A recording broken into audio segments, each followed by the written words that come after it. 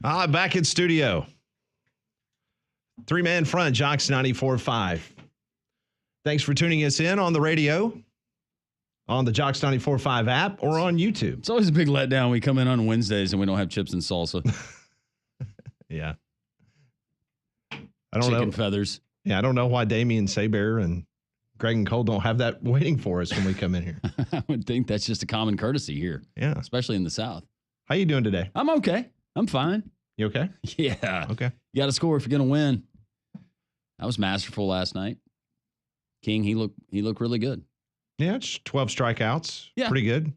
Not bad. Not bad. Through seven innings, right? Yeah, I believe so. One of 5 pitchers to ever throw 7 innings and more than 10 strikeouts, no walks in the playoffs. So, Yeah. sorry, Landrum. Glad they saved that for us. That's right. Back at it tonight, though. Let's go, Max. Ozzie and Ozuna, rough night. Mm-hmm. 3 strikeouts apiece. So Jet lag. 6 of the 12 strikeouts. Well, actually, there was 15. I think 15 Braves struck out last night. Now you know what Cal and Stanford deal with every week. Back on the bump tonight, Max Fried. At least for right now, that's what I've seen. Is that true? That's what I saw this morning. Yeah. Okay. So the last time that he pitched was Friday. He pitched 8 2/3 versus the Royals. So a little bit of a shortened rest time, but this might be the last time we ever see him in the Braves uniform. Probably going to be the last time we see him in a Braves uniform if they don't advance. So I was unaware that Cole Kubelik was a San Diego Padre fan. Oh, he's just an anti-Brave fan. I know. I thought him and I were guy. aligned in our fandom, but I guess not. No. He was wearing his Padres hat today. Well, he grew up a Pirates fan, so I don't know when exactly he switched over to the Yankees. But he was a Pirates fan? He was a Pirates fan. Mm-hmm. Oh, that's just like because he's a Steelers Yeah, I was about to say he's a football fan. Steelers fan, so that makes sense. But Yeah, he popped in the office and said, "Hey, hope you have a good show today." And he made a point to point out his hat he was wearing. I said, "Well, my team's not playing." So. they can ship those in overnight. Yeah, right? It's fine. Like we go back, not like having a loser's mentality or it's okay to lose, but emotionally I was not nearly as charged as I was game 1 of the doubleheader and how that ended. It's been tough, and that's kind of been the story of the Braves this year. Now, that was a great pitching performance, but it's just been hot and cold. There's really been no in-between as far as offense. Musgrove is on the bump tonight for San Diego. That is a 7:38 first pitch. You can hear the game on Jocks 2 100.5. Also, Major League Baseball yesterday. Molly was pretty happy. She was texting me last night about her Tigers. It got kind of hairy there. I was sweating in the ninth. And the ninth inning sure was. But you know what? They took out the Astros. Woo! And I know that has to make you happy, and it has to make Conrad very happy to see those Astros fans just crying in the aisles. It was awful. The Astros and Orioles lost in the same day. I mean, my heart was just shattered. How about the American League Central yesterday? Kind of flexing the muscles a little bit, right? Not bad. Kansas City on the road in Baltimore, and then, of course, the Detroit Tigers winning down in the wonderful city of Houston. Feels good. Yep. Just one more. Meanwhile, the Mets actually won a postseason game. Did you know that the Mets and the Phillies, because if the Mets knock off Milwaukee, they will play the Phillies. They have never faced each other in the playoffs. Isn't that crazy? Never. Yeah. That is surprising, though, given the history of those franchises. Not maybe surprising as of late, but the fact that they've never done it in their history, that is wild. Yeah, and of course, back in the old days, if you think about Major League Baseball, the original playoffs, it was basically the best record of the National League would play the best record of the American League in the World Series. And then they went to divisions. And then once they went to divisions, then that's when you would have the National League Championship Series. Now, back then it was the National League East, National League West, AL East, AL West. Because remember, that was the ridiculous. The Braves were in the National League West. We were in the West. Yeah. Yeah, kids. There was a time when the Atlanta Braves played. Which is crazy that them and Cincinnati, in the Western Division. Them and Cincinnati would have to go to the West Coast to play games in the NL West. And the Astros were a part of The that. National And the League West. Brewers were in the American League. That's right.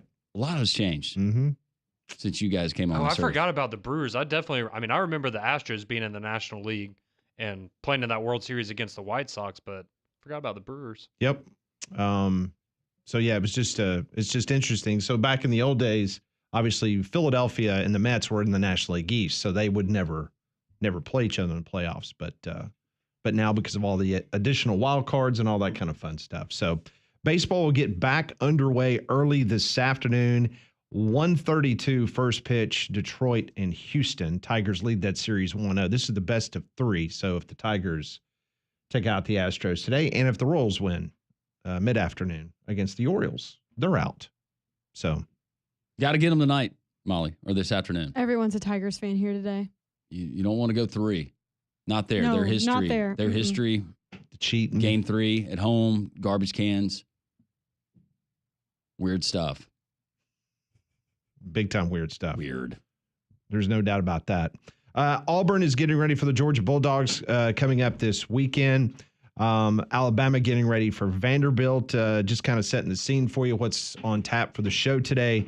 Brian Edwards from Vegas Insider. He's going to join us at 10:45. He has got some really good games that he's going to go over with us, give us his thoughts from a Vegas perspective. Chris Stewart, the voice of the Alabama Crimson Tide, he's going to join us at 11.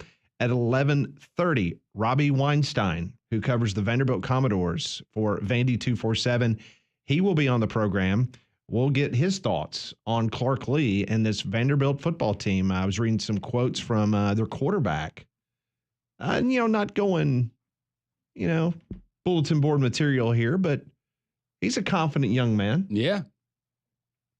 We'll see what happens. He didn't break into the Hank Crisp indoor facility and urinate on the logo like he did when he was out in New Mexico. No, he's just using dirty language now. I'm just despicable. I'm just going to go on a limb here, and I'm going to say that the security around the University of Alabama football team. Yeah, it's probably a little tighter than it was in Mexico. Than New Mexico. Just my, you see all these on social media. Sometimes you see these people that do these stadium challenges. Like they show up on a campus and they just kind of walk out onto a field or whatever the case may be and post it on their social media. I don't see New Mexico being a problem for anybody that wants to get that off their bucket list. What's interesting, though, I did that at the Swamp. I told you I'd never been to the Swamp, and I had to drive down to Boca Raton for work. And then on the way back, I had my buddy just Was this when you went to the strip club diner? No. Risque Cafe? Risque? Yeah. What was the name of it? Cafe Risque. Oh. And at the chance that either my wife or parents or my pastor is listening right now, that actually never happened. Pat's just saying that tongue in cheek, but there is a Cafe Risque that's down there that we learned all about in the mini specials that they offer daily there in Gainesville, Florida. But no, that was not the same trip. He stopped outside, and then I just walked really, really fast, like I had a purpose, and I was supposed to be there. We had a reservation, and I passed a couple of people going into the Swamp, and it was like they stopped, and they're like, I guess he's supposed to be in there. So I just walked in, had the sprinklers on, took some selfies, walked out. My nephew did that at Neyland Stadium a couple years ago. Just happened to be on campus and walked over that way and just walked in. And I had a friend that went to jail trying to do that in Tuscaloosa. Did he really? Yeah. Was it at night or during the day? Well, it was at night. Oh, okay. Many, many years ago, I happened to be in Hattiesburg, Mississippi for about 6 hours. I was meeting someone in Hattiesburg. And so I was killing time. And I had never been on Southern Miss's campus. So I went, and again, I'm just killing time. And I was like, okay, let's see if I can do this.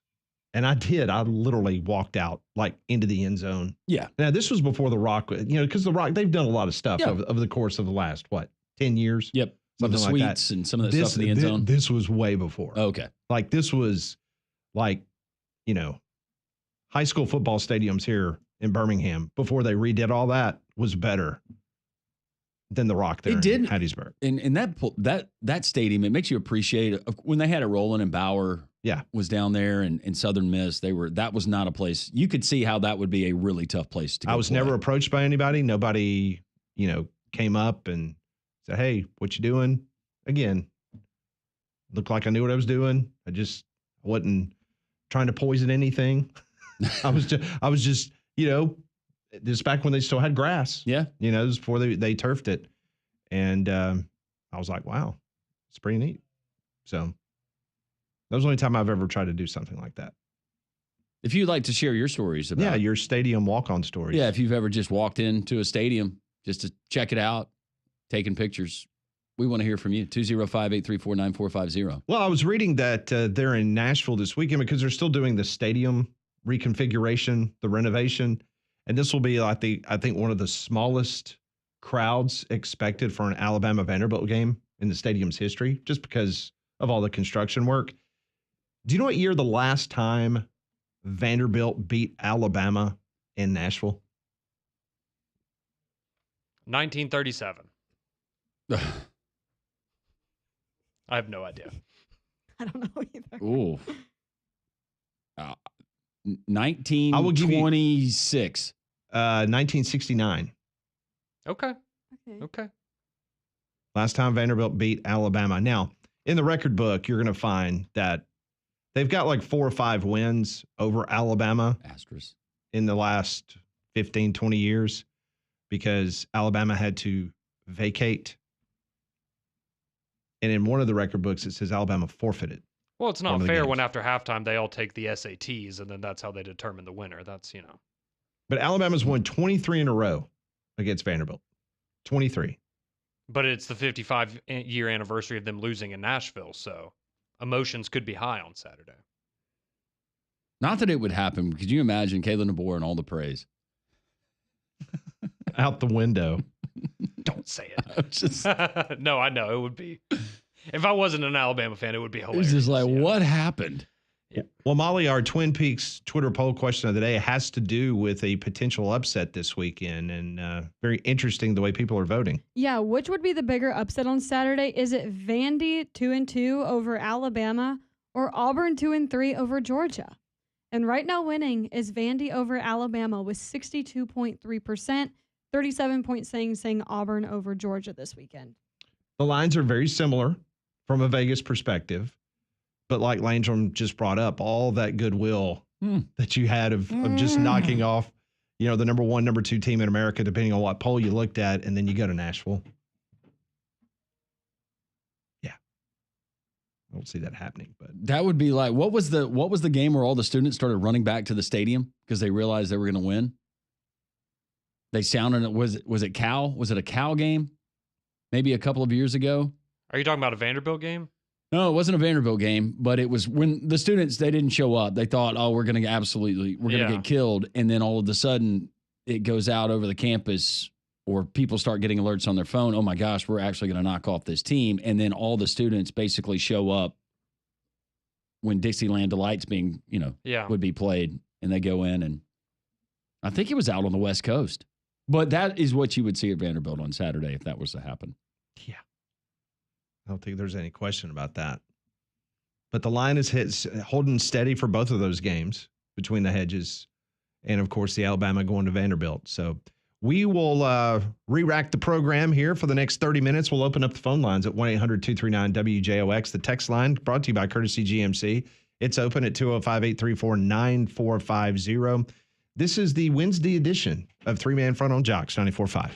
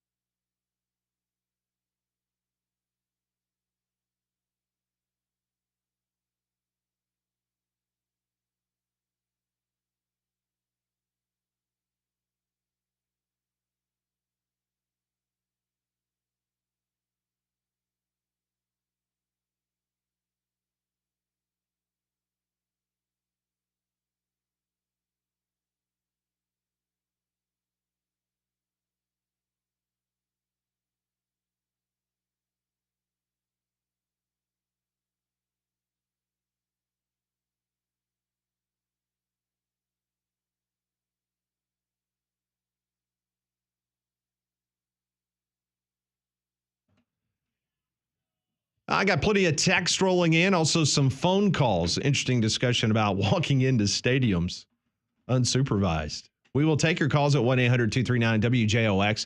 The text line is open, brought to you by Courtesy GMC, 205-834-9450. Well, as we head further into the football season, you know that means changes in the weather are coming, so protect your HVAC system with a checkup from a trained comfort specialist. So when the cold weather hits, you'll have peace of mind that you're protected by America's most reliable and trusted HVAC brand. So go find a comfort specialist near you at train.com. It's hard to stop a train. I was referencing, and I couldn't remember, I thought it was somewhere on the West Coast of the game where the students realized that they were actually going to win and they showed up late, and Austin texted into the show, and he said that was Kansas and OU. So we appreciate that. I guess Kansas, technically, that's kind of west.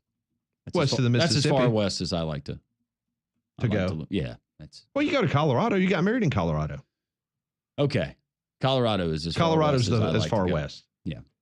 Unless there's an opportunity to go to Seattle, because I really enjoyed Seattle. No, which is it? You can't pick and choose. I mean, he just keeps moving it farther west. 800. Unless I get a trip, unless UAB gets to go to the Hawaii Bowl, then you know Exactly. what? Then I'm good. Yeah. Never really wanted to go to Hawaii, but I'm all about that trip if we get to go. Yeah. 800-239-WJOX. Could it be the day? Deborah. Deborah, welcome in a three-man front. Deborah? No. you scared her off. No. Put her on Deborah, hold. Try to get. put her on hold. Conrad, talk to her. See what's going on. Let's go to Andrew. Andrew, how are you? Hello. Welcome in. I'm good. How about yourself? We're doing great. Thank you. Good. Just a little background on that Alabama Vanderbilt game in '69. Mm-hmm. I was there Okay. in Nashville, and it was the week after the unbelievable 33-32 Alabama victory over Mississippi. At Legion Field, the first primetime game on television. Yeah. Yep. Scott Hunter versus Archie Manning. Mm-hmm. Ooh. And I was there at that game too. I'm 74 years old, and but I can remember me and my cousins and going down to the Vanderbilt game after that. You know, we were thinking about how bad we were going to beat them, and it was. I think the final score was 14-10. I'm not sure, but anyway. So after that big old shootout against Archie Manning, they only scored what, 10 points? You said 10? Was it 14-10? Is that what you I said? want to say it was 14-10, but here's the thing. Johnny Musso, I don't remember this, but he got shook up in that Alabama Ole Miss game, and they left him at home. He didn't make the trip to Nashville, and Coach Bryant always said that I wish I wouldn't have left Johnny at home because he could have made a difference. I don't remember how bad he was hurt, but it's just an unbelievable memory. And we back right all the way back to Birmingham. But anyway, just a little back. No, that's interesting because you are right. It was 14-10. That was the final score. So you are right. All right. Thank you so much. We appreciate it, Andrew. Eerily similar to how that set up, right? Coming off a big win, two quarterbacks duking it out in the prior game. And Alabama goes and lays an egg in Nashville. What are you trying to say, I'm just Landrum? saying take the under from everything that Andrew just said. So Alabama opened the season in '69, ranked number 13 in America. They defeated Virginia Tech in Blacksburg and Southern Mississippi. And then they defeated Archie Manning and Ole Miss 33-32 there at Legion Field. And then they lost consecutive games for the first time during Bryant's tenure as head coach because he lost to Vanderbilt and then Tennessee in the third Saturday of October. First time ever in the history of Bear Bryant at the University of Alabama, he lost back-to-back And I'm games. sure there was some delusional fan like Conrad calling for his firing. They called guy's those, You know Lost it. just how to jab me. They call those talk He's shows. lost his fastball. Get rid of that guy. Oh, I mean, I was going to ask for DeBoer to be fired. Never if we had liked lost that game Houndstooth. on Saturday. So Hey, Conrad, I hate to break this to you, but Alabama went 2-4 in the SEC that year and 6-5 overall. it's not good. That was a tough year. Glad I wasn't alive. Would you have asked to Bear Bryant to be fired? No, not that irrational. You hit more than a brick through your window. You do that these days. Guess who the team captain was in that 1969 team? Johnny Musso. Danny Ford, Oh, who won a national championship at Clemson. Danny Ford. Yep. Good fella. All right, we're going to try Deborah again. Deborah, welcome in. Thank you. How- Yes, I think it was fall of 2003. We had a Thursday night ESPN game Auburn did in South Carolina. So we took two of our kids and a friend that were students at Auburn and drove to South Carolina for that Thursday night game. But on our way, we stopped at Clemson. And the gates were open, and they had a home game that weekend, and all the vendors were taking their stuff in. So we walked to the end zone, and the kids ran down the hill and rubbed Howard's rock. Yeah. And we all came back, took a picture, and got in the car and went on to South Carolina. That's Very really cool. That is really cool. It would seem like that Clemson, that stadium, if you were ever going to do it, that would be the one to do it because of the open end, and they actually allow their fans to go on the field after every home game. But that's really we didn't cool. actually go on the field, Right. but we went down the hill and rubbed the rock. That's But cool. My two kids and now my daughter-in-law have never forgotten stopping at Clemson, which they say is Auburn with a lake also. And then we went on to South Carolina and saw the ball game there too, which is a very unique setup at South Carolina if you've never been there. We parked in the fair, where they have the fair parking lot. And The caboose little in the did end we zone. know- Yeah. Well, yeah. But for the parking, everybody parks. The fair was not there when we were there, so we parked in this huge lot.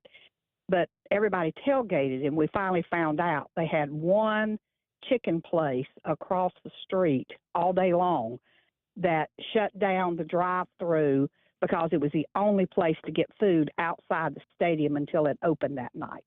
So that was a unique experience at South Carolina. But we didn't. I mean, we paid to get in that game, but the free thing was at the Clemson. Wow. Great story. Deborah, thank you. Thank you. Call Thank us you. again. Bye-bye. We appreciate you listening. Love the text. No disrespect to Clemson and Auburn minus the lake, but I think Auburn's campus is much prettier than Clemson. It's been a few years since I've been to Clemson, so I'll take your word for it. That's why I well, wasn't a big fan when I toured Clemson. Now it makes sense. I haven't been there in probably 10, 11 years. It might have been longer than that, and I'm sure that they've updated it, but Auburn seemed like their facilities and their buildings were more updated and more modern than. Does Clemson power wash their stadium? I don't know, Pat. I don't know if they have a power washing service. Let's go to Don. Don, welcome in. Hey, guys. Just had a story about going into a stadium I wanted to share. Sure. Yes, sir. My family, my wife and I and our children were on a vacation out west traveling around, and happened to be going through Boise, Idaho. And if you're college football fans, can you really go through Boise without trying to see the blue turf? So now I'll tell you a quick thing about it is I'm not a very good rule follower, and neither is one of my boys. But my wife is a rule follower, and one of the other boys is too. So there's a contrast there. My wife is saying, we can't get in this stadium. And I'm like, there's got to be a gate open somewhere. So we're walking around it, and I'm trying every gate and every door. And I finally find a gate that's unlocked. And so we go inside the stadium and walk down the steps towards the field, and there's signs everywhere. Do not get on the turf, or stay off the field. And of course, I'm saying we got to get a picture on this blue turf. Go down on the turf and get a picture. And the whole time, my wife is saying, "You cannot go on that field. Look at all these signs. You're going to get arrested." And of course, I mean, this is a once in a lifetime opportunity. So I said, "Well, I'm going on the field if you'll take a picture." And of course, my son that's like me, he's like, "I'm going too." So my son and I went out on the 50-yard line, and we got a picture out on the blue turf at Boise State. That is cool. really neat. Yeah. That's a stadium just to see the blue turf I would love to go to. Yeah, I mean, you just can't go be right there and not make an attempt to actually walk on the blue turf. So I love your spirit, Those are pretty Don. That's cool. great. Yep. pretty cool experience. Don, thank you for calling in, and thanks for listening. We appreciate Yeah, man. Listen to y'all often. Love your show. Thank you. it. Thank you. Thank you for the call. It's interesting because I've got a good friend of mine who lives in Boise, and when they redid the turf a couple of years ago, and I read a story about, hey, there's going to be new blue turf at the stadium. I contacted him immediately, and I said, look, I don't care what you got to do. Like, you got to go down there, and you've got to get me a piece of the old stuff. As they and sure enough, he went down there, and I bet you worried him to death about it. um, Let's be honest. We know Pat. He worried that guy to death about that blue turf. well, and you know what? Within a week, I had it. It was pretty cool. Hey, but why stop doing it? Because your persistence pays off. But it's cool because in my little man cave and my little trinkets of memorabilia that I have, and I've said this before, and I can't tell you how much it means to me personally, but Landrum had an opportunity. Can I tell the story? Can I tell it? No, it's fine. Okay. Yeah. I just want to make sure you don't get banned. No, they saw me do it. Okay. I'm sure All I'm right. not the first person. Also, when UAB played at Georgia, so Landrum was between the hedges. And I did not ask him. It was just because he's a good friend. He grabbed me some of the hedge. I did. And brought back, and it is prominently displayed in my man cave. After I took the selfie with Uga, that was checking that box. And I was like, Pat would love this. He'd actually appreciate it. So it's pretty cool. So I've got a piece of the hedge from Georgia, and I've got some blue turf. So it's pretty cool. And then I've got Busch Stadium seats. I told you guys, I was working an event basement. in Columbus, Ohio, and this was 2 Decembers ago. And so we had some time in between events, and this was when they were doing the volleyball national championships. But I'd never been to the Horseshoe. So I wanted to go to the Horseshoe.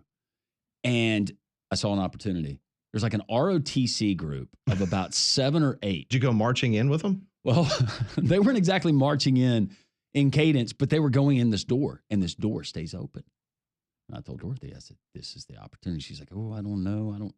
Your wife's smart. She was like, I don't know. And right as I go to, guy comes out like Ohio State and you logoed gear. Made a U-turn. And he shuts the door real quick. Oh, man. Yep. But they left So the you're door that cracked. close. I was gonna go in there. That would have been, hey, I'm just looking for the ROTC group. Looking for my son. Where is he? More your calls, your texts. We will talk to Brian Edwards at 10:45. Get some Vegas thoughts for this weekend. This is 3-Man Front on Jocks 94.5.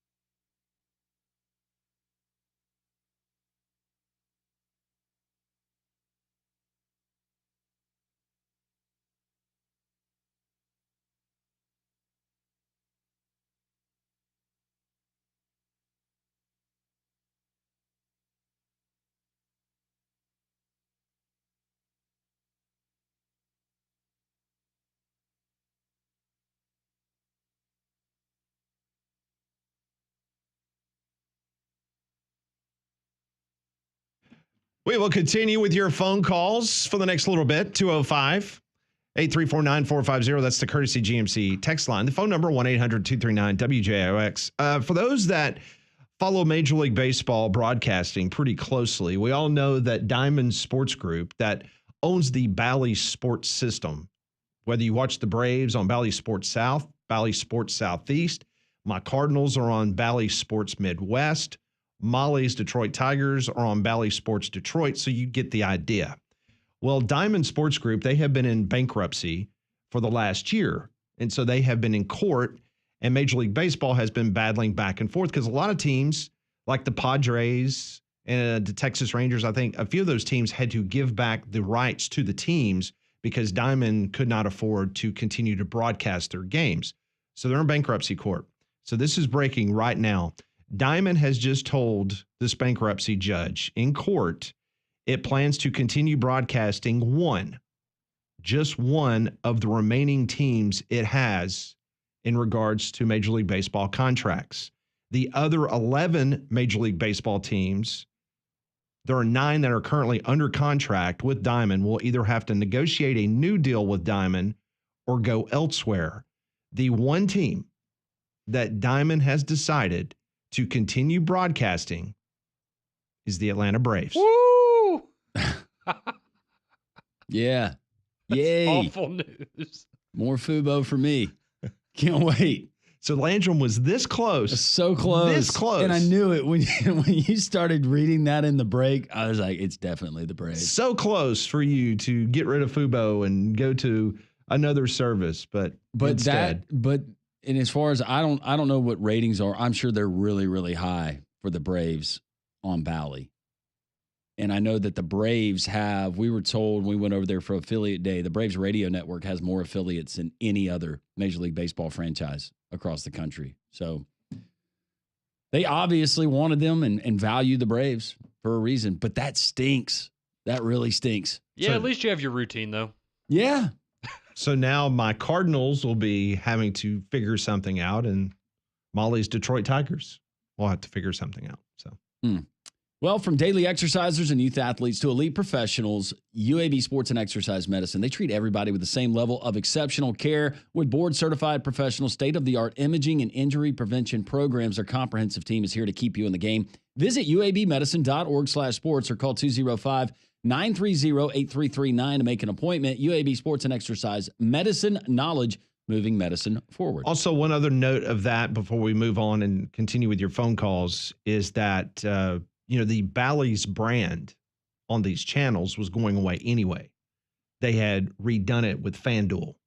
All these channels were going to become FanDuel Southeast or FanDuel Midwest or whatever the case may be. So that moving forward, I guess you'll be watching the Braves on FanDuel. FanDuel South. FanDuel South. And to my knowledge, you cannot wager on sports in the state of Georgia. Yeah, that makes all kinds of sense. It's just can't make this stuff up. Yeah, but people will take advertising money from anybody. I could use another example, but I won't do it with here in this state. Yep. 205-834-9450. Sneaking into stadiums. Hastings has got a story. Hastings, what's up? Yeah, hey guys. So I got 3. 2 are pretty quick, and the third one's pretty cool. And it's so first one, Ole Miss. I literally walked up to the gate. It was like, hey, I was with my buddy Deacon. It was like, hey man. Oh man. That was going to be a great story. It was. I could tell. Hastings, he's in outside sales, so he's probably going through a remote part of Alabama. Hastings, we're going to put you on hold. Conrad will check on you, make sure you're okay. Troy is in Oklahoma, listening on the Jocks 94.5 app. Hey, Troy. Hello, guys. I don't really have a story for sneaking into the stadium. I was the one that chickened out. So That's fine. In a parking lot around Legion Field the whole game and listened on the radio. But there was a guy trying to sneak us in through a bathroom or something, and I was, no way. That's a little sketch. Now, was the guy asking for money to do that? Was he trying to like, hey, give me $5 and I'll let you in? Like he's a coyote? I think it was something like that. I was a kid. I was with my dad, and And my dad looked at me and I said, "No, Dad, I don't want to get arrested." Well, yeah, it's interesting that you said that because a lot of people that grew up in Birmingham and then went to a lot of Alabama games at Legion Field, the gate workers at Legion Field, they were notorious to let their buddies in like after the first quarter. And I will never forget, I was there at the 1993 Alabama-Tennessee game. I was there covering it. That was the game in which Tennessee had the lead, and then Alabama put David Palmer in at quarterback, and David Palmer matriculated all the way down the field, scored a touchdown, and then Alabama went for two, and the game ended in a tie. So Alabama barely got out of there without a loss. But I remember I ran out to my car because I was parked right outside the stadium to try to get something before that final drive, and the amount of people that were leaving, and then when it was announced by Simpson Pepper that David Palmer was coming in at, because Alabama's offense did nothing that day. But when Palmer came in to run the Wildcat, you should have seen the number of people that didn't have tickets that were just kind of loitering around the stadium, found their way inside the stadium to watch that final drive. Yeah, somebody made some money. They also made a lot of money on parking. I remember being from a small town in Talladega County. Someone said, "Yeah, we'll make sure you have a way out. We'll make sure you have a way out," because we didn't know we were going to get in the stadium. Right. And, of course, there was no way out when we made it back to the car. And it was the first time I think I experienced as a kid someone lying to me like that when I trusted everybody from a small town, Talladega County city. So that was some kind of experience. So I'll always remember that, listening with my dad and my brother in the car. And I wish I had that opportunity again. Oh, yeah. Good times. Maybe I would have snuck my way into the stadium. Hey, I also wanted to ask you guys about Week 8 SEC slate. I think it's incredible. I usually try to work on Saturdays. I am not working that Saturday. I think we got a heck of a Saturday on the SEC schedule for Week 8. Alabama, Tennessee, Georgia, Texas, and the list goes on. I think Auburn's at Mizzou. I mean, I don't know. How many of those games do you think will be within 7 points from Vegas? Yeah. Anyway, Alabama, Tennessee, Georgia, Texas, Auburn, Missouri, LSU, Arkansas, South Carolina, Oklahoma, A&M, Mississippi State. Well, but yeah, there's some good ones. Definitely some good ones. Hey, thanks a lot, guys. Hey, thank you, Troy. We appreciate the phone call. Had a teacher who was a big Alabama fan, and this was a middle school teacher, junior high, whatever. And he had season tickets to Alabama, but for the hard to come by tickets for away games, big games, he would sneak in with $1 Million Band. As they were going into the stadium, and he had a certain jacket that he would put on like he was one of the handlers or just somebody that helps with equipment. Or you just mingle in, and then he would evaporate. And the other elaborate story, and I told you, and it's a guy that he lives here in Birmingham with his wife, but he's a diehard Alabama fan. And it was one of the SEC championship games where he and his wife actually. This was in Atlanta, right? This was in Atlanta, and they put on like catering stuff. And they had, it was elaborate, and they were able to make it in to the stadium. They ditched all the stuff in their respective restrooms and went and watched the game. That's impressive. Yeah. Also scary. Because what they will do to you scary. Now. Yeah. If you do not have a ticket or you do not have the proper That's not going to end well. You do that these days. No. Let's go to Hastings. Try him again. Hastings, what's up? Yeah, so Florida State, Miami. Long story short, I had a bottle of water that I acted like was an adult beverage. I was trying to sneak in. So I go to the gate, and she's like scanning everybody's ticket, and I drop this bottle of water on the ground. Well, she goes to pick it up, and I just run in the stadium. And she was sitting there like trying to chase me down, but I went up to the top level and meandered on through the crowd and ended up getting in. Cool story, though. I was at the Alabama-Michigan State playoff game in Dallas, and I had a ticket. Was like field level, everything was a lower bowl, like really cool. And I'd had maybe a couple of adult beverages, and I had unfortunately fallen. I kind of lost my way throughout the stadium, and I went to get a hot dog. And when I got the hot dog, I couldn't find my way back to the thing. So I ate the hot dog. I threw the wrapper away. But I lived with Parker Barno, who was a football player at the time. And shout out PB. Had a quarter zip that was like the team authentic quarter zip. Well, I was wearing a quarter zip and an Alabama lanyard with my ticket on it, and I go up to the guy at the elevator and I say, "Hey, I'm looking for field level." And he was like, "Hey, you're going to have to take the elevator down to the field level. Here, I'll open it up for you."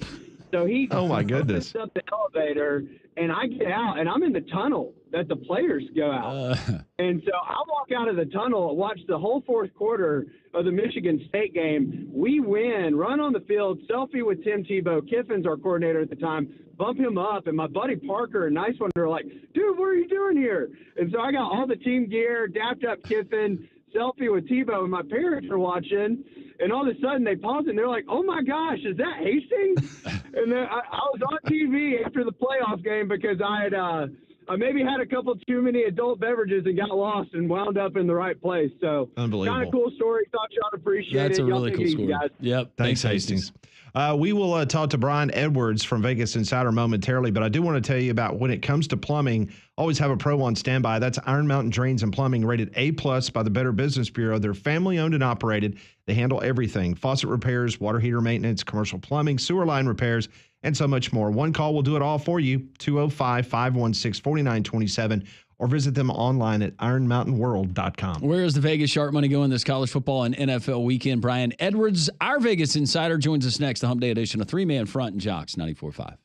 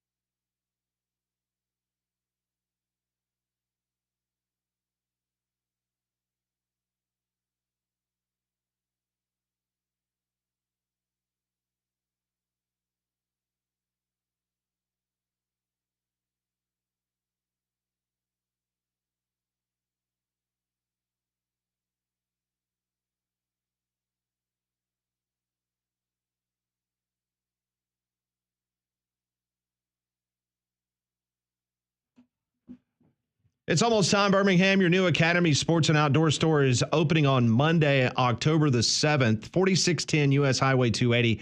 Come be one of the first to see the new store and the best in sports equipment, outdoor gear, clothing, and shoes, all at low prices. Check out Academy's wide selection of brands like Nike, Stanley, Brooks, Carhartt, Blackstone, Yeti, Titleist, Shimano, and more. Don't miss their grand opening celebration Friday, October the 11th through Sunday, October 13th. Plus, shop grand opening deals Thursday through Sunday. In the meantime, check them out online, academy.com, with free shipping on purchases over $25. Join the fun at the newest Academy Sports and Outdoor store in Birmingham that is opening up 4610 U.S. Highway 280. Our Vegas insider, Brian Edwards, joining us here on Three Man Front. All of our guests join us on the Buyers Right Hotline. Brian, first of all, checking on you and your family there in Florida after Hurricane Helene came through and ravaged that area. Where I am at the beach, never lost power or internet, just a little extra pine straw in the yard.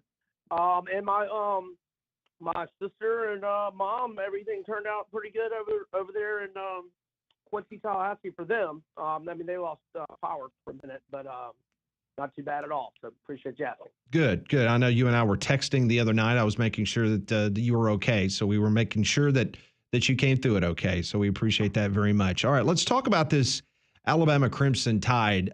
You took Bama last week. You said on this program you like Bama straight up, matter of fact, in regards to that game against the Georgia Bulldogs. This is a very interesting game against Vanderbilt. I think if it was anybody else in the SEC, somebody would actually say that this is a trap game for Alabama. This is a better improved Vanderbilt team. But I'm just curious your thoughts as of right now with this point spread being what it is. Is this too dangerous to even look at one way or another, or are you going to stay away from it? Well, I made I made Alabama minus 21, but probably a point or two was just that you would consider this a natural letdown spot. So I guess technically, I'll lean Vandy, but I'm not. I'm not going against Milroe and Williams. Just they're so explosive, and I can't pull the trigger on Vandy. Don't want to, and I'm not trying to talk anybody out of betting Bama if they want to. But I made it 21 just because I really like Diego Pavia a lot, and I was extremely impressed with the way they played at Missouri.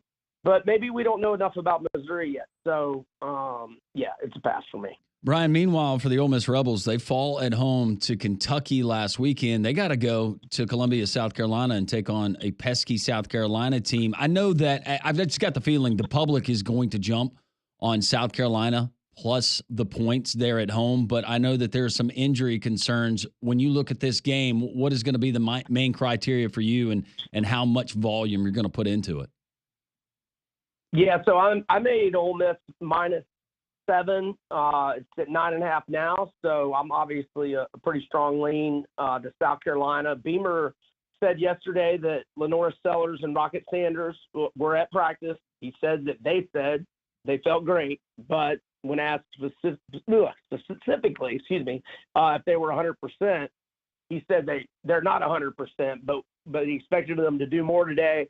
So I'm kind of in a holding pattern. I haven't bet South Carolina yet. I might go ahead and put a little bit on it today, buying it from 9.5 to 10, just a small play, just because, if the availability report comes out today or, it comes out tonight at 8 Eastern, and they're probable, and he speaks well of how they practiced today, I could see the line, coming down closer to 7. So anyway, I'm basically in a holding pattern, strong lean South Carolina, probably going to play it, but don't have full confidence in Rocket Sanders and Lenora Sellers, being 100%, and that's a lot of the basis of the play.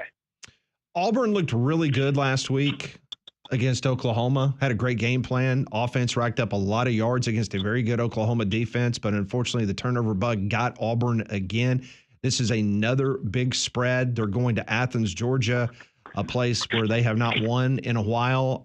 Is this a game worth considering, or is these just too many points one way or another?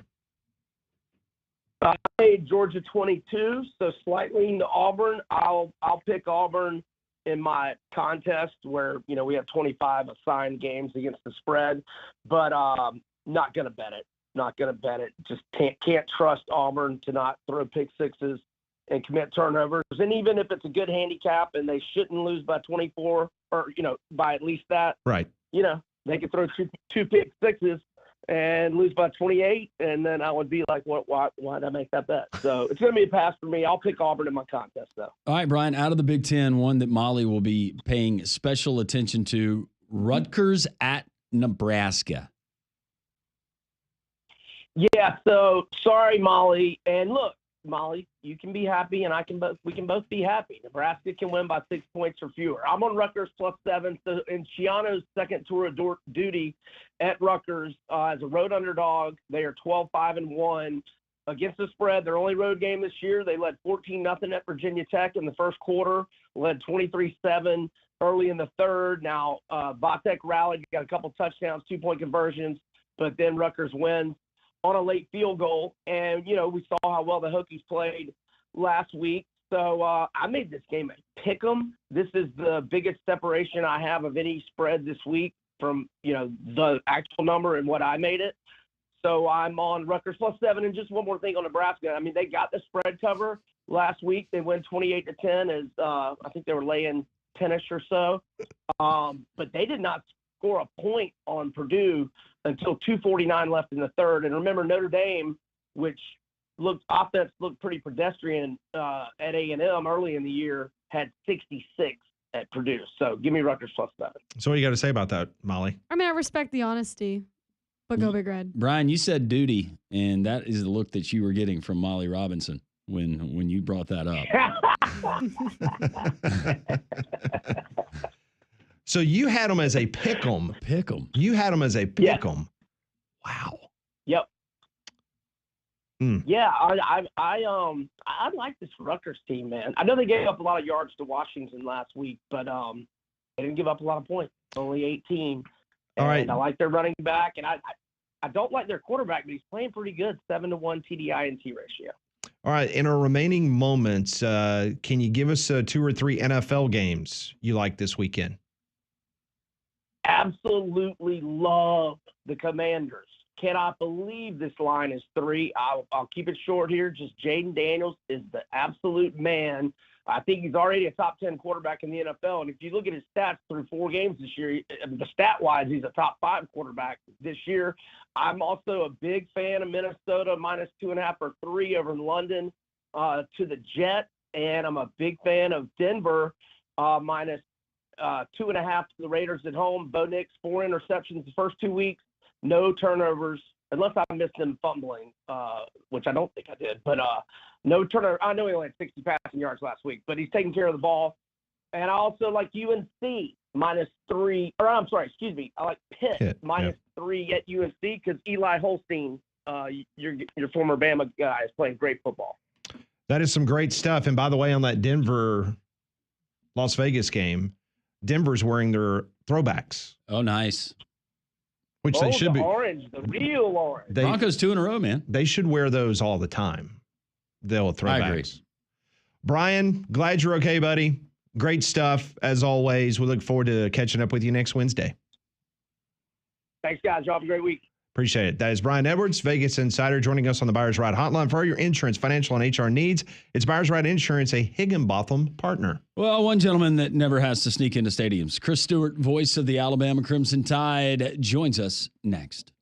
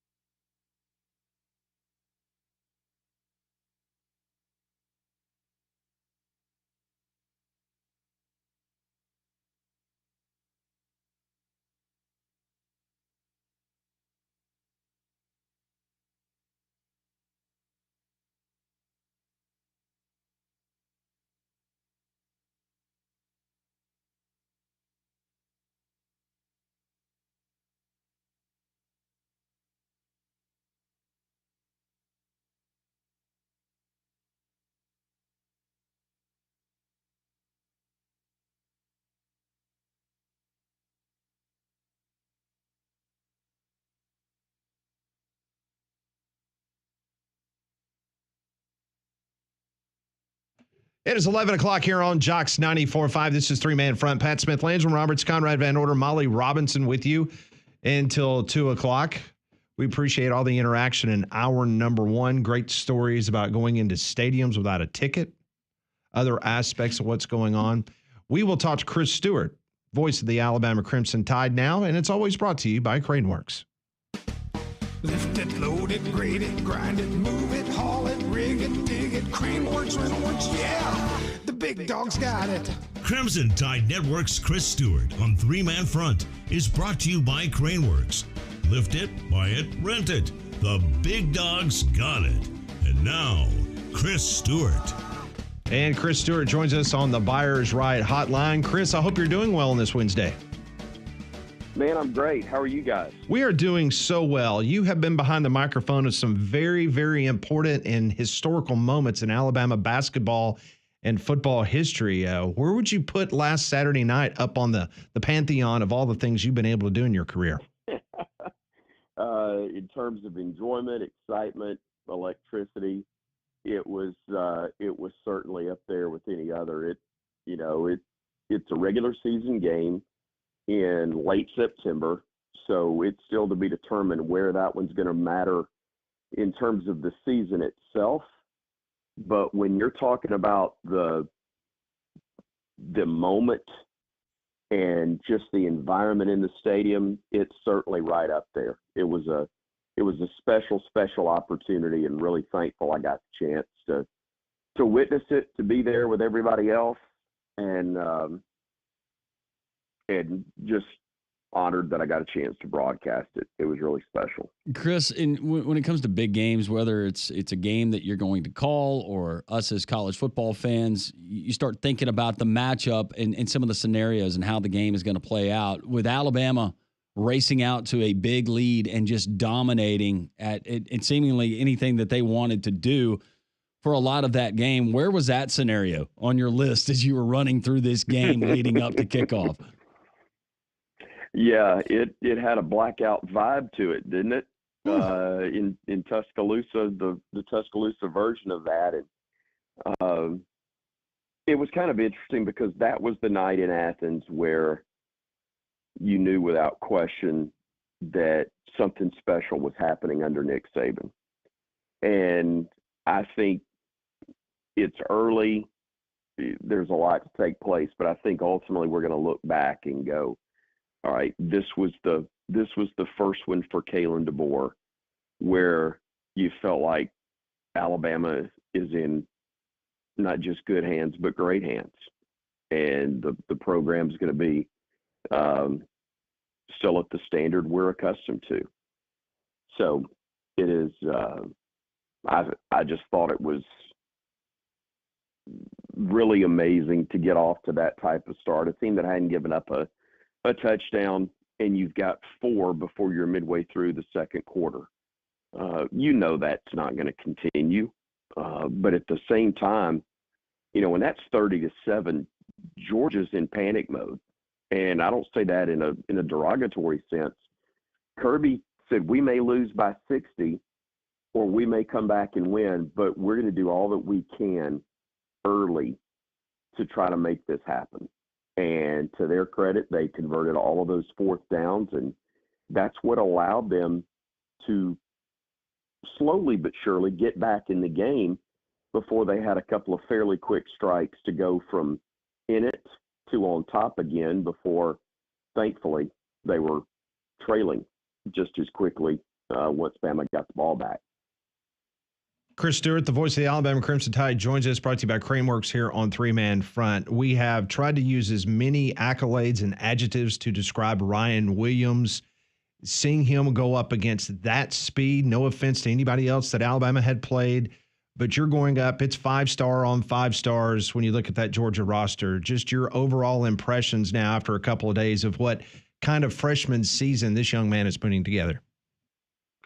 That, I guess, second catch that he had against Western Kentucky, he makes a play where he virtually has 2 guys run into each other. And respectfully, when it's over and you take a deep breath, you go, okay, that's Western Kentucky. when he does almost the same thing against Georgia with two of the best defenders in that secondary and I guess in the nation, making them look exactly the same in a moment like that, it really is jaw-dropping. And not the only big play that he had, but I think he would be the first to tell you that one of the reasons he's in a position to be doing what he's doing is that Alabama has other weapons. Is he the most electric? Obviously. But it's not as if you can exclusively defend him and feel like you've shut down Alabama's passing game, because there are other guys that can absolutely burn you. I thought Emmanuel Henderson making the catch that he did on the very first drive of the game was huge, because it sent the message that here's a guy who hadn't even caught a pass. And on the initial drive of the game, in a game of that magnitude, he's going to make a grab like that. So everybody's going to factor into this. You better look out for everybody. And it also, look, for all the talk about Ryan, and he deserves it all, the throw that Jalen made. And Coach drew it up on the TV show that night after the game, and it's a really insightful thing. He showed us, Ryan ran a good route, but he was supposed to create more of a cushion with his route between the defender and the boundary. He was supposed to give Jalen more room to throw the football so that he could go back shoulder. He really didn't force the DB back towards the hash enough, so the throw had to be in a smaller window, and it was still right on the money. And, yeah, he went and took it and then just makes guys bang into each other like bowling pins before he outran them and got to the end zone. But there was a lot that happened, not just on that play, but in that night, that shows that this is not, even though this team clearly has a young star, they got a bunch of players that are good enough to contend when all is said and done. Chris Stewart, play-by-play voice of the Alabama Crimson Tide, joining us courtesy of our friends at Craneworks, and all of our guests join us on the Buyers Right hotline. So you get to interact more than a lot of us with Coach Kalen DeBoer. Describe his demeanor after being around him pre-Georgia game and then after the game. Did you notice a little bit of a difference in Kalen DeBoer? No, and that's the part that's just really kind of funny. Now, look, the thing that's really fun for everybody is that you can celebrate in that moment with him a little bit, but he's so even-keeled, except for the time he went off on the official, which all of us loved, and I enjoyed talking to him about that a little bit off air. That's one of the reasons he's so successful. He's a guy who really is upbeat, not over the top, but he's got kind of an upbeat demeanor, but it's always steady. It's not through the roof and then down. We've talked about that, but I thought it was really cool being with him. I guess it was around 11 o'clock, 10:30, 11 o'clock that we did the pregame interview on Saturday. And I said, look, you've done all these interviews. You've done game day today. You've done all this stuff. I said, I would imagine you're tired of it. And he just grinned. And he said, well, I am ready to just play the game. There comes a some point. You're just ready to get the game played. And I think one of the reasons he was so ready to see it played was he knew his guys were prepared. He knew they were ready. You can't predict you're going to be up 28-0 against a team like Georgia, but he knew they were ready to go, and he wanted to see them. But really and truly, the guy I dealt with at 11:30 probably at night when we're taping that TV show, it was very similar to what I saw at 10:45, 11 o'clock that morning when we had taped the pregame interview. Just steady. His team, I think, follows that, and it's really, again, we're only a month into it now. Nobody's getting sized for a ring after that victory over Georgia, which is a rarity, given what the games have meant primarily in the last 15 years. But it was a game that allows you to see what this squad really can be. And based on his demeanor as an individual and as a coach, I would think just like Nick Saban was trying to get people's attention by dropping rat traps, mouse traps around the facility this week.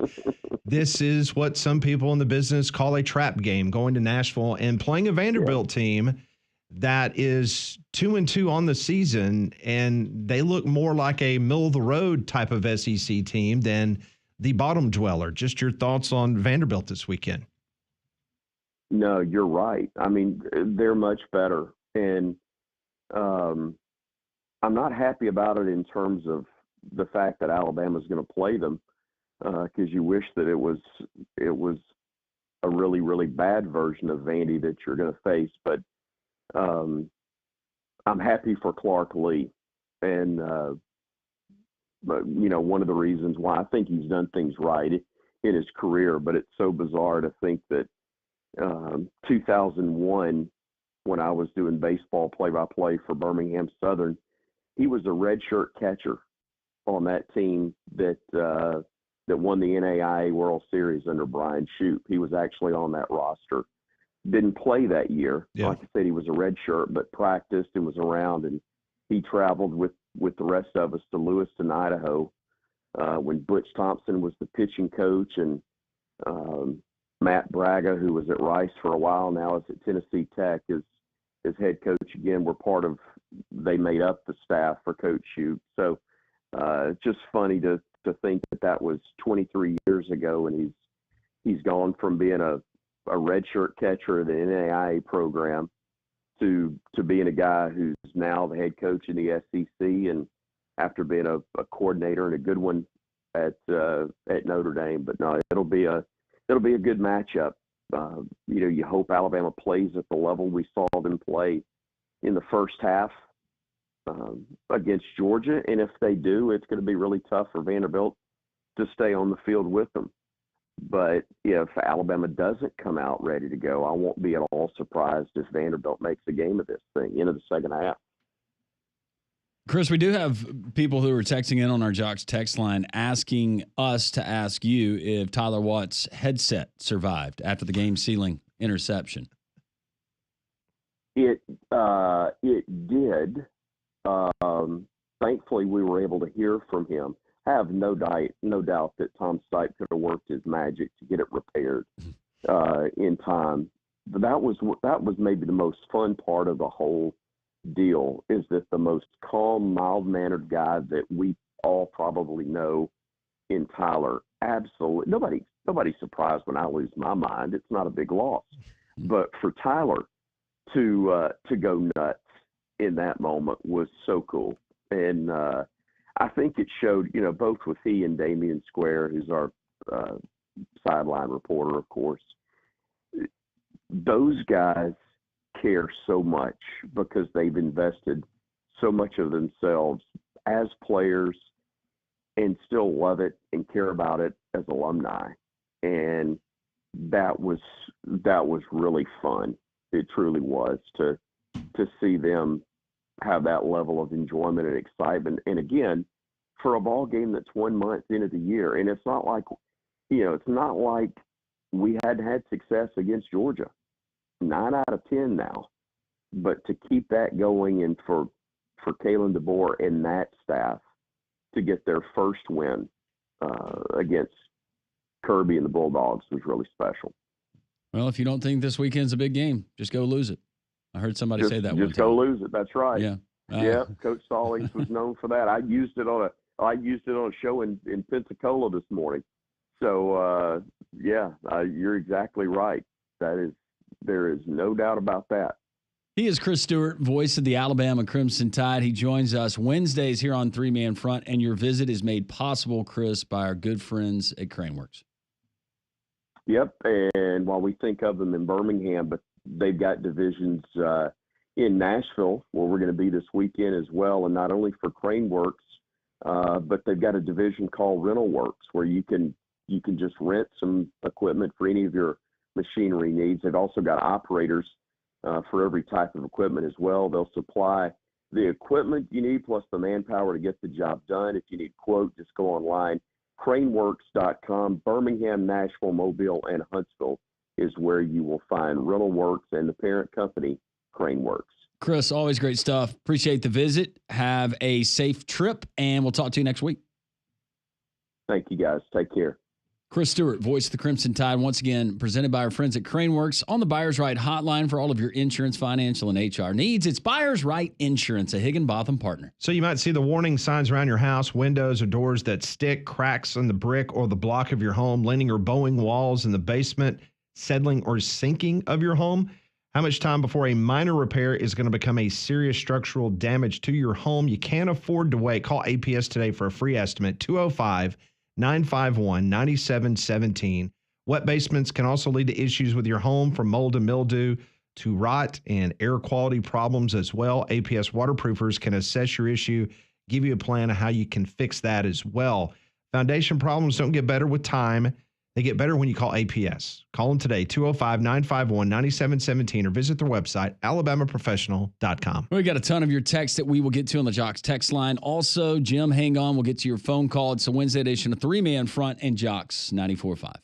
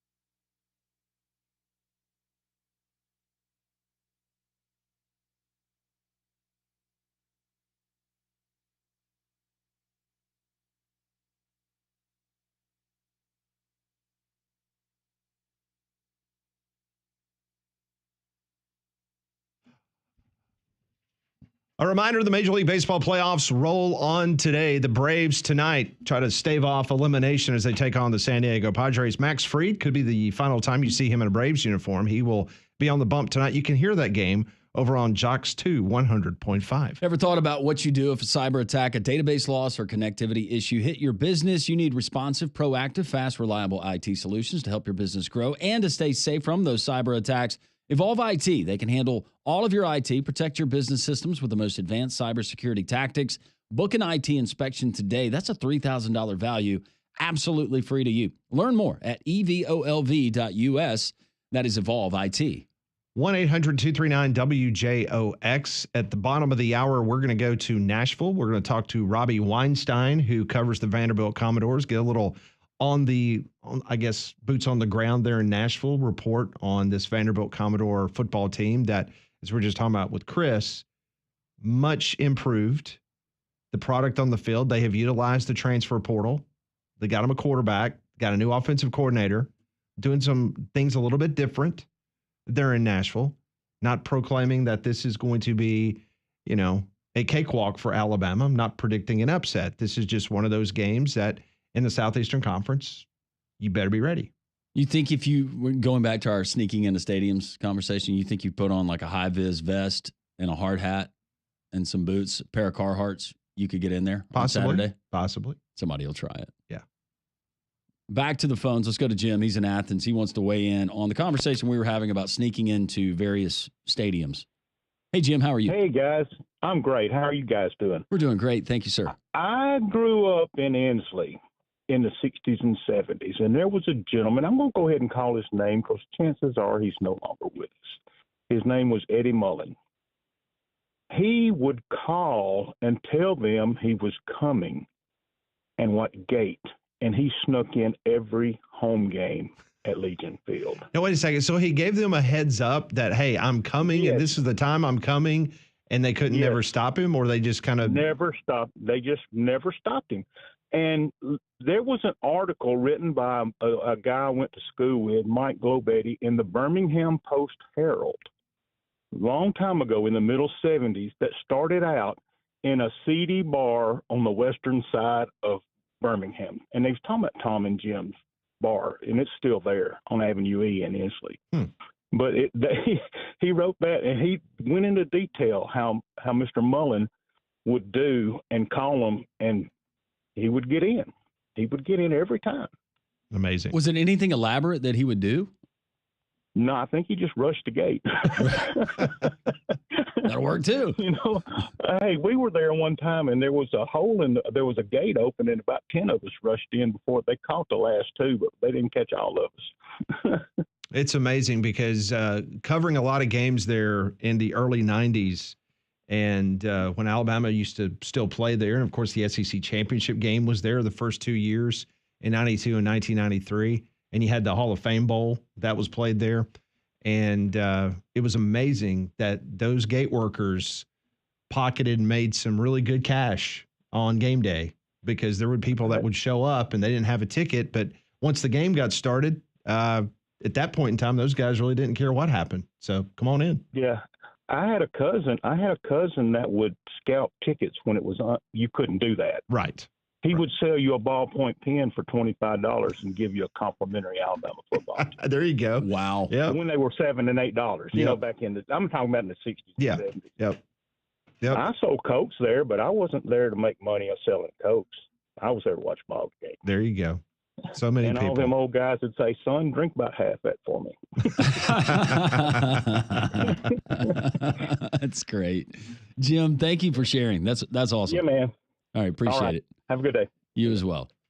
800-239-WJOX. That reminded me, it was a National League Championship Series in the Braves and the Marlins. And I was a freshman in college. I was going through fraternity stuff or whatever. And so some of the older brothers asked a group of me and some other pledges if we would drive them over to Atlanta for the game, and they'd pay for the gas and all of that. And so we said, okay.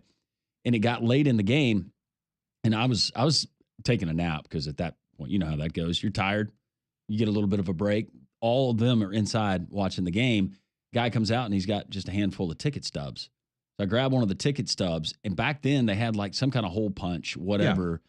So I made fashioned my own little hole punch to go through the ticket. Went through.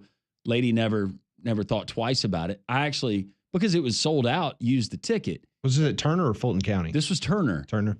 It happened to be right behind home plate, and it was Morton Anderson's ticket, the former kicker for the Falcons. Wow. Fred McGriff's parents were there in attendance because somebody said, hey, you know whose seat you're in. And I said, no. They said Morton Anderson. But he had obviously already left the game. But, yeah, had the best seat in the house. No doubt. I had to watch him lose. But, Morton Anderson. Yeah, I just remembered that. All right, let's get back to your phone calls. Let's go to JT. He's in Jasper. JT, welcome in. Hey, guys.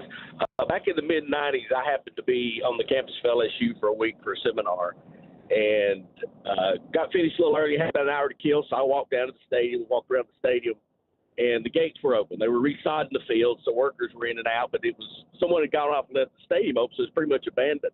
So I walked in and walked around the concourse and got to the elevator that goes up to the press box. And I thought, surely this thing's turned off. So I pushed the button, the elevator doors open up. I thought, okay, I'm going up. So I step in the elevator and those doors closed, and I thought, oh, crap, what have I done? So that was the slowest moving elevator. But when it finally got up to the top and opened up, I got into the press box, and that thing shook with me walking through it. I can't imagine what it would be like on a Saturday night when the game was going on, but that was the ricketiest press box. I'm sure none of them are like that, and I'm sure it's been remodeled since then, but I was afraid to be up in the thing. It's a great story. Not all of them have been remodeled. I can promise you that. No. Some of them, you get a little nervous when you walk into them. And it was like Legion Field, upper deck of Legion Field. You were looking straight down. I mean, you couldn't jump up in excitement because you would have flipped out of the window, I'm sure. But got on the elevator, got back down, and it stopped halfway down. So I found a stairway. I don't know why it stopped for it, but either way, I finally got out of there. And that's the only time I ever want to sneak into a place, because you realize what happens if these doors close. And this was May, so I thought, September they come open the stadium and they're going to find my skeleton in the skeletal remains in the press box. JT, thank you for the phone call. We appreciate it. We got time for one more. Let's go to Rich. Rich, welcome in.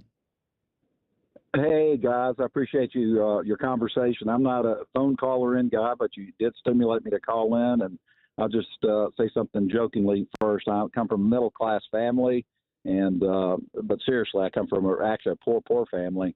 And part of that was I was invited to make Cokes at Legion Field in the early 70s. And so it was like a prison, actually. There were no windows. It was in the bowels of Legion Field. And I think it was 12, maybe 24 per metal deal that we'd send out there. But the neat part is we'd only made Cokes until like the middle of the third quarter.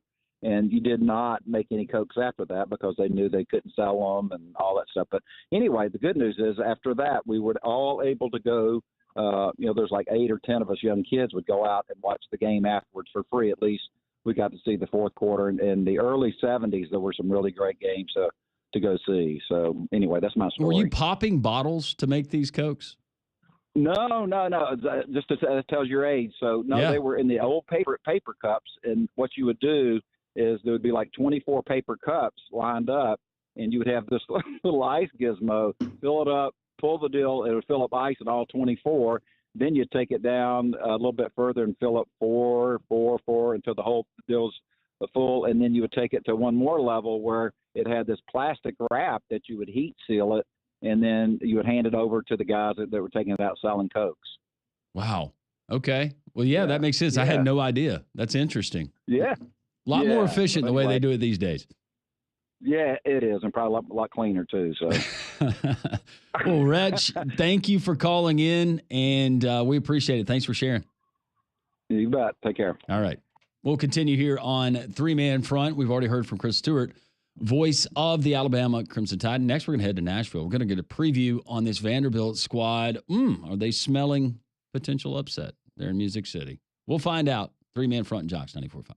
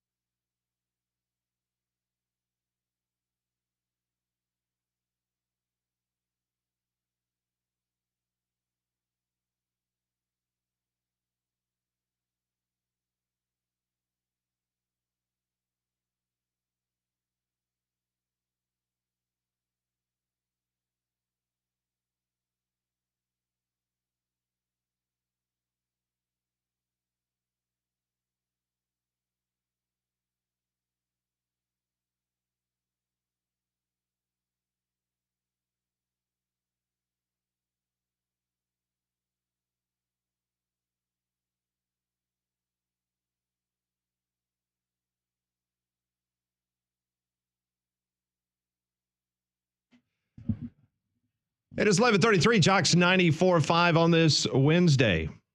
Let's go up to the Music City of Nashville, Tennessee. Let's talk to Robbie Weinstein, who covers the Vanderbilt Commodores for Vandy 247. Robbie, I hope you're doing well on this day.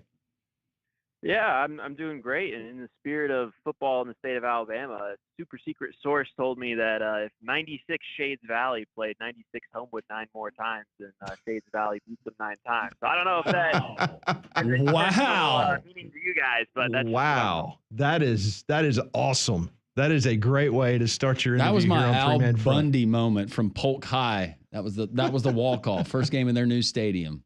I hope he's listening. Oh, that is fantastic. All right, Robbie. So the Alabama Crimson Tide coming off this big win against the Georgia Bulldogs. Not so much about this Alabama team, but we want to find out more about Vanderbilt because we've been impressed what we've seen so far. I mean, almost a win at Missouri. I know they kind of stubbed their toe there in Atlanta against Georgia State, but tell us what you've seen so far, what you've liked from this Commodore team. Well, they're definitely improved from the last few years. I think they needed to undergo some organizational changes. Clark Lee fired his offensive coordinator. He demoted his defensive coordinator, who then left on his own, and Lee took over as the DC. They brought in Jerry Kill from New Mexico State, and Tim Beck, the new offensive coordinator, also from New Mexico State. And the systems are working really well, and it helps a lot when you have a really good quarterback. And Diego Pavia, the transfer from New Mexico State who came over with Kill and Beck, has played better than I anticipated, and he looks like, perhaps even a top half quarterback in the SEC. So that, those factors have been pretty big. And then they finally kind of hit the NCAA transfer portal, which they had been hesitant to do in prior years. They finally got some money to do it and decided to overhaul the roster, and it's working out pretty well for them so far. You mentioned Diego Pavia, the Commodores quarterback. You got to have some moxie about you, and it doesn't appear that Diego Pavia is lacking that. No, not at all. I mean, he's a quote machine. I like interviewing him is a lot of fun. You never know what he's going to say. And I think, the big thing is how he runs the ball. He's not really getting out of bounds. He's not sliding. He's fighting for every yard he can. That, could be an issue, I think, through SEC play. And he was banged up earlier in the season. I think he's probably good to go now. But I think Vandy needed that added toughness. They've spoken a lot about how the transfers in general, but especially him, have helped instill more of a kind of a toughness, I guess, in the program and in the locker room. They really needed it. And on top of that, leadership stuff, he has been a really good quarterback. I mean, he is consistently making the right reads. He's very accurate. He's limited from an arm strength perspective for sure, especially like thrown across his body. But he makes most of the throws that they need him to make, and it's hard to really pick at what he's done this season. I think that's reflected in metrics such as Pro Football Focus's grades and all that. He's really had a good season so far. When you look at this Alabama team so far this season, especially what happened the other night against the University of Georgia, what are areas that you believe on Saturday Vanderbilt can win these one-on-one battles and have a little bit of success against this Alabama team? Yeah, that's a tough one. I don't think they're going to win many one-on-one battles at all. I think it's kind of they have to swerve and go the opposite direction and basically confuse them with, a weird scheme where they're flipping offensive linemen. They don't have a left and a right tackle or a left and a right guard. They switch depending on where they are on the field and what play they want to call. They need to put in a bunch of trick plays, which I think that they're probably going to do. They just had a bye week, and they need to basically hope that Alabama is not taking them seriously after that big win. It's definitely a letdown spot. But I don't think that – I think they know they're not going to win one-on-one battles in this game. Maybe Eli Stowers, the tight end, can do a little bit of that. I think they really need to win from a scheme standpoint and kind of use the element of surprise, to be honest with you, just to stay in the game. Robbie, the Titans getting a win. I know that Music City, they're certainly excited about that. But outside of the NFL, how much buzz is this game getting there in Nashville with the Vanderbilt faithful? I mean, I think there would have been a lot more if they had beaten Mizzou or Georgia State. Right now, to be honest, I think it's probably among Vanderbilt fans, I think they're hoping to play competitively, not get beat by 50 points like the last time they played Alabama, last few times, and get out of the game with no more injuries, I would say. So maybe as game day gets a little closer, there will be more excitement. I think it's from a fan perspective, I'm sure they're excited that, you watch Alabama on TV in this unbelievable game against Georgia only a few days ago. Now you're playing them. But I think there's also realistic expectations in terms of what the score is actually going to look like.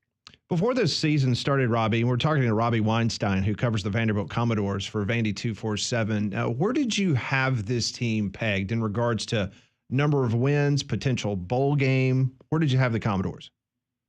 Yeah, I was kind of split between 5-7 and 4-8, and I ended up going with 4-8 because they really needed their transfer cornerback to step up after they had one of the worst pass defenses in college football the last 2 years. And two of those guys are out for the season who were potential starters.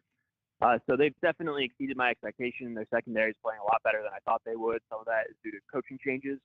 But I think that not only with Vanderbilt, but you look around the country, it's more difficult than ever to predict in the preseason how a lot of these teams are going to do in the NCAA transfer portal era where, Vandy took over 20 transfers and really overhauled their roster. On top of that, they were totally changing the offensive scheme. They were having a new defensive play caller. And so, I sort of wasn't sure, and definitely I think they're better than I expected them to be. Robbie, and prior to last season, we remember Clark Lee, he got the contract extension. It does look like this program is moving in the right direction just based on what we've seen through 4 games this season. But as far as the temperature with the administration, those inside of athletics at Vanderbilt, Clark Lee, do you see him there as a head coach for the foreseeable future? Yeah, I do. I think his seat is pretty cold right now. I thought, honestly, the buzz about him being on a hot seat coming this season was really misplaced and incorrect, simply because they signed him to this contract through, I think it's been reported that it's through 2029 or 2030, excuse me.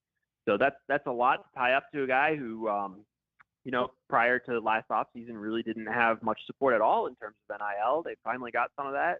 I think they're doing a better job of giving him the tools that he needs to succeed. And the bottom line is Vandy was going to have, they were always going to give him a very long leash. And I think they've improved the product. At some point, you got to get to a bowl game or ideally multiple bowl games. But right now, unless they just totally collapsed, which I would be surprised by given, the quality of football that they've played so far, which has been perfectly respectable, I'd be really, really surprised if he's not back next season.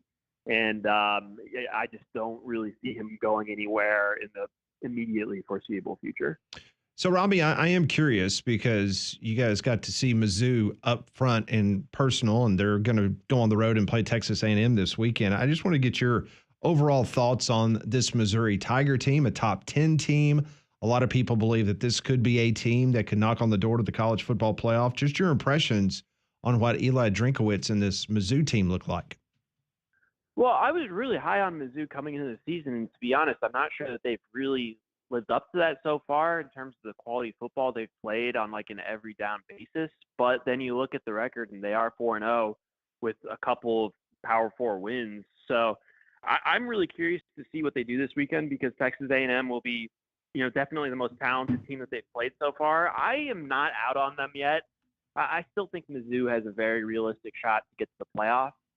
But I do think there's some elements where, Vandy, is better than I think a lot of people realize, and it's not completely stunning that Mizzou maybe overlooked them a little bit, and that's why that game was close. But, I mean, they are going to need to play better based on the schedule that they've had. I know they've got a road trip to Alabama this season. So I still view them as like a 9 or 10 win team, but they're going to have to show significant improvement, I think, to get there.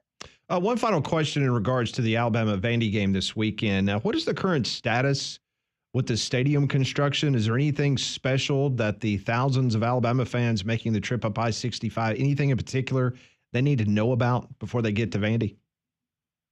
I honestly, the process for entering the stadium as a media member is different from a regular fan, so I don't have a ton of insight into like how to get into the stadium and all that. The south end zone is under construction, and there are some photos of this online, and they have like live cameras up on YouTube. The north end zone is essentially complete, and so that's a basketball practice facility with seating on the outside, like sort of premium seating essentially.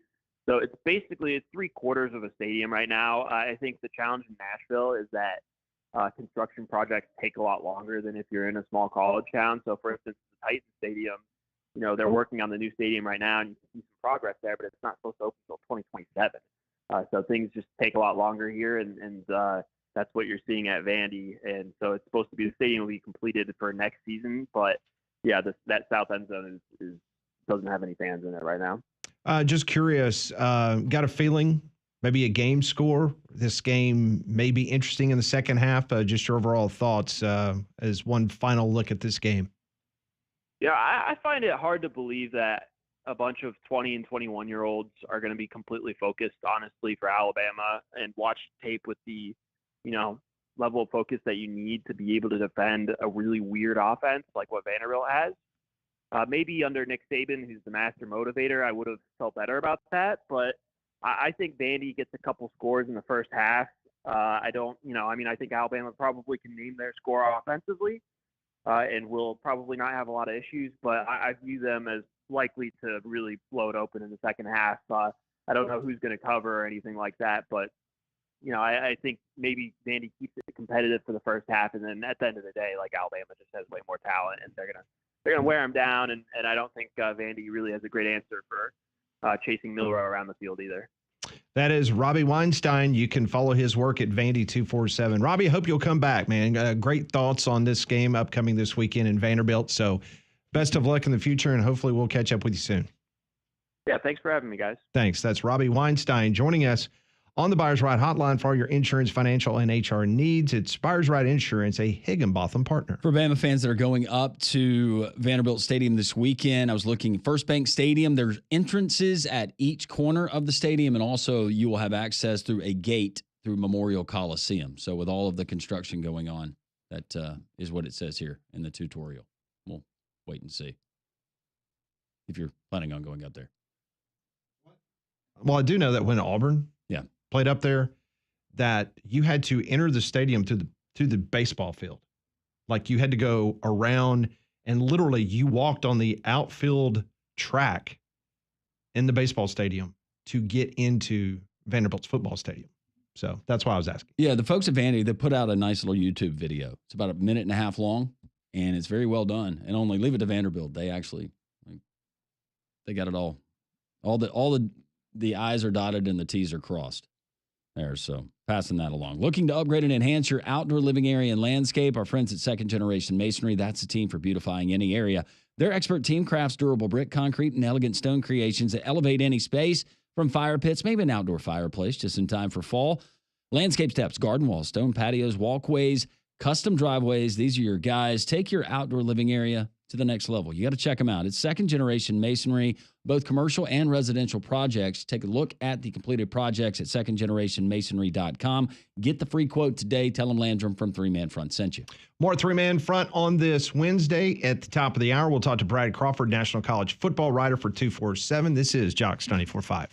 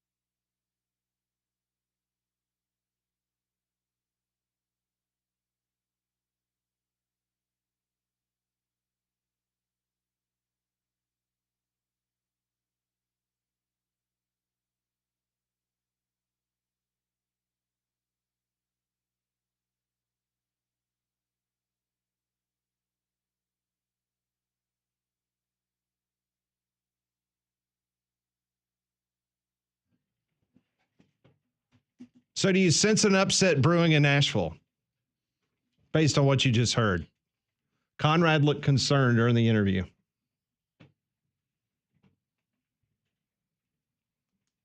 I think that's just constipation. Is that what it is? Mm-hmm. Well, I don't have to worry about that anymore because they've cut my food that I eat in half here. So, are you still griping about that? Yes, it's ridiculous. He comes in here during a break and he's just griping and complaining about Bidenomics. Well, there's a certain food item. Now he's blaming the longshoremen. There's a certain food item that I used to get often here, and they have now restocked it, and it is half the amount of food for the same exact price. I'm not here for that. You love your muffins. I can't. They're good. Hey, it's honestly probably good for me that they cut them in half, but I'm mad about it. It's good for my heart, but I'm mad. So I'm curious. Do you still have the wrapper or did you throw it away? I threw it away. Did you? Were you wondering how many calories it was? Yeah. Less. Oh, you already checked it out? Well, I wanted to feel good about something. I mean, I was getting gypped on the amount of food, so I might as well feel good about the fact that What if you just got the stem and not the muffin top? Or just the muffin top? I like the whole muffin. Did you ever see the Seinfeld episode? Yes. Okay. Just making sure. Yes. Did you know that song? Do you know the song about the Muffin Man? Do you know the Muffin Man? Yeah, that one? that song. Did you sing it as a kid?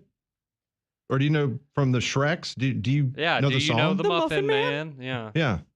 I always thought that was drug lingo, kind of like Do you know the Puff the Magic Dragon? Once again, something I have no idea why I know this. Yeah. One of these insignificant, stupid facts that I know. That song was written about one of the first mass murderers in England. Okay. See, knew it was something twisted. It couldn't be something innocent. Really? It was a baker who would try to lure children in with muffins and he would kill them. Look it up. So it's like a more modern Hansel and Gretel, I guess. The true meaning of the song The Muffin Man. There, Conrad, you got your Halloween costume idea right there. Did you find it? Frederick Thomas Linwood. Okay, read who it. lived on Drury Lane. Mm-hmm. And what did he do? Between 1589 and 1598.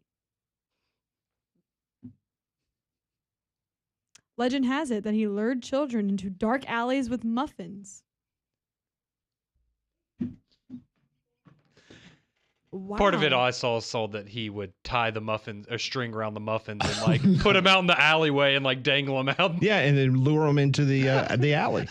Golly. I'm sorry, I'm just a mess. How hungry are you? That's what I'm saying. That's terrible, but that would have been you getting your muffin fix. Yeah.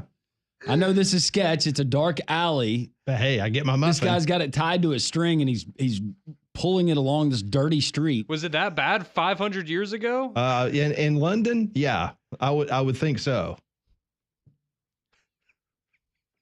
So just think of that song that you. So sad. That's awful. I feel like know that. it's awful, but it happened so long ago. Like we can find maybe a little humor in it. Can you though? I mean, it's awful. I felt but guilty for laughing. It's not funny, but number one, the fact that I'm sorry, I don't know. retained this. It's just I have absurd. no idea how I retain this stuff. I really don't. Trust me, and I'm guilty of the same things. It's like of all the things that I forget, but the things that I remember. I was about to say, if you had said what popular children's song is actually about a serial killer in the 16th century, Muffin Man would have been low on that list. Wouldn't have See, been one of the Puff first the Magic guesses. Dragon, that pales way in comparison to the big Muffin time. Well, Man. that's Do you still have that pulled up? I'm just curious. that's all Yeah. in fun, right? So Well. what is it again? 1500s. What do you? Yeah, After, like Depends on- after 1580. you puff the Magic Dragon, you're probably going to want some muffins. Yeah. True. Look at her face. I know. She's just like, Well, this is This innocence is going so away. sad. it really is. Yeah, this is the last little inch of innocence. Did you that used to Molly sing that still had. song? No, but when I think of the Shrek movie. Not anymore. Not anymore. No. That's terrible. Is there a documentary out there? I You don't- know, I don't I'll dial know. in on a documentary. I read it somewhere. I and was kind of thinking the same thing. Like, I'm gonna go home and look for this on Netflix. Yeah. I know somebody's done it.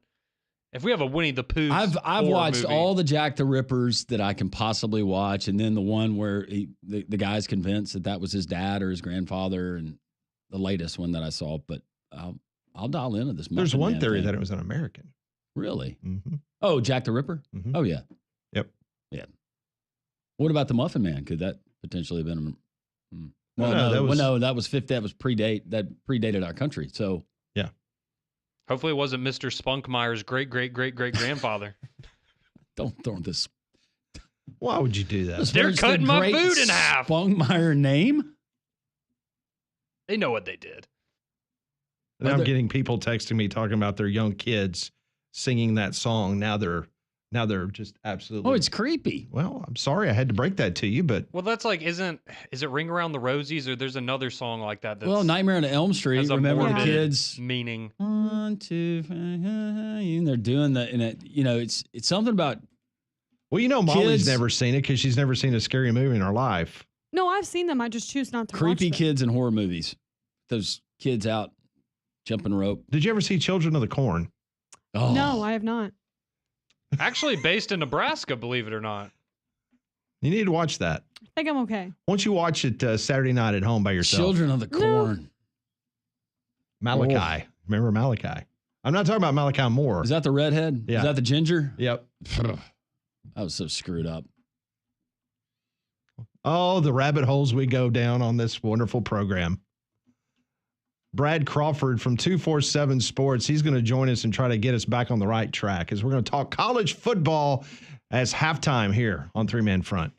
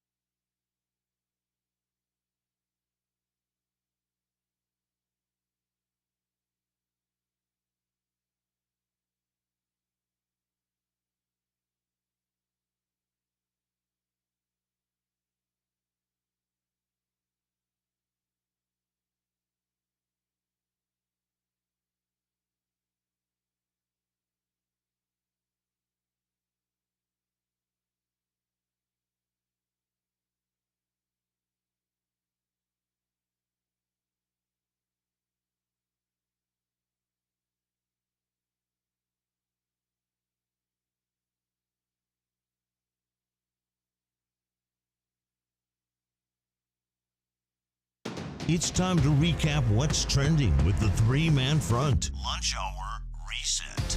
Well, welcome back into the Wednesday edition of Three Man Front. We really kicked off our day with a lot of your calls and texts and your stories about how you've broken in or snuck into stadiums all across the country. So That's been a lot of fun today. And for the Braves fans out there, we got some baseball tonight against the Padres. That kicks off at 7:30. So far on the show, we've had Brian Edwards. He gave us some Vegas lines as we head into the weekend, as well as we caught up with Chris Stewart, the voice of the Crimson Tide Network, get his own recap on Alabama versus Georgia, as well as Robbie Weinstein. He joined to talk some Vanderbilt football, which was a lot of fun. So if you missed any of our guests, go check out our podcast. Now I want to update you on our three-man front Twitter poll question. Which would be the bigger upset on Saturday? Would it be Vandy over Alabama or Auburn over Georgia? With 63.9% of our voters saying Vandy over Alabama would be the bigger upset, with 36.1% saying Auburn over Georgia. Thanks, Molly. As we go into the 12 o'clock hour here on Three Man Front, we're happy to be joined now on the Buyers Right Hotline. Brad Crawford, college football analyst for 247 Sports, joins us here on Three Man Front. Brad, I hope you're doing well on this Wednesday. I am. Can't complain, man. Already week 6 in college football. Hard to believe we're almost to the midway point. It's crazy how fast it goes by. I want to get your thoughts first off. Before we start looking ahead, I want to go back. I want to go back to Saturday night and just your impressions on what you saw from Bryant-Denny Stadium as Alabama knocks off Georgia.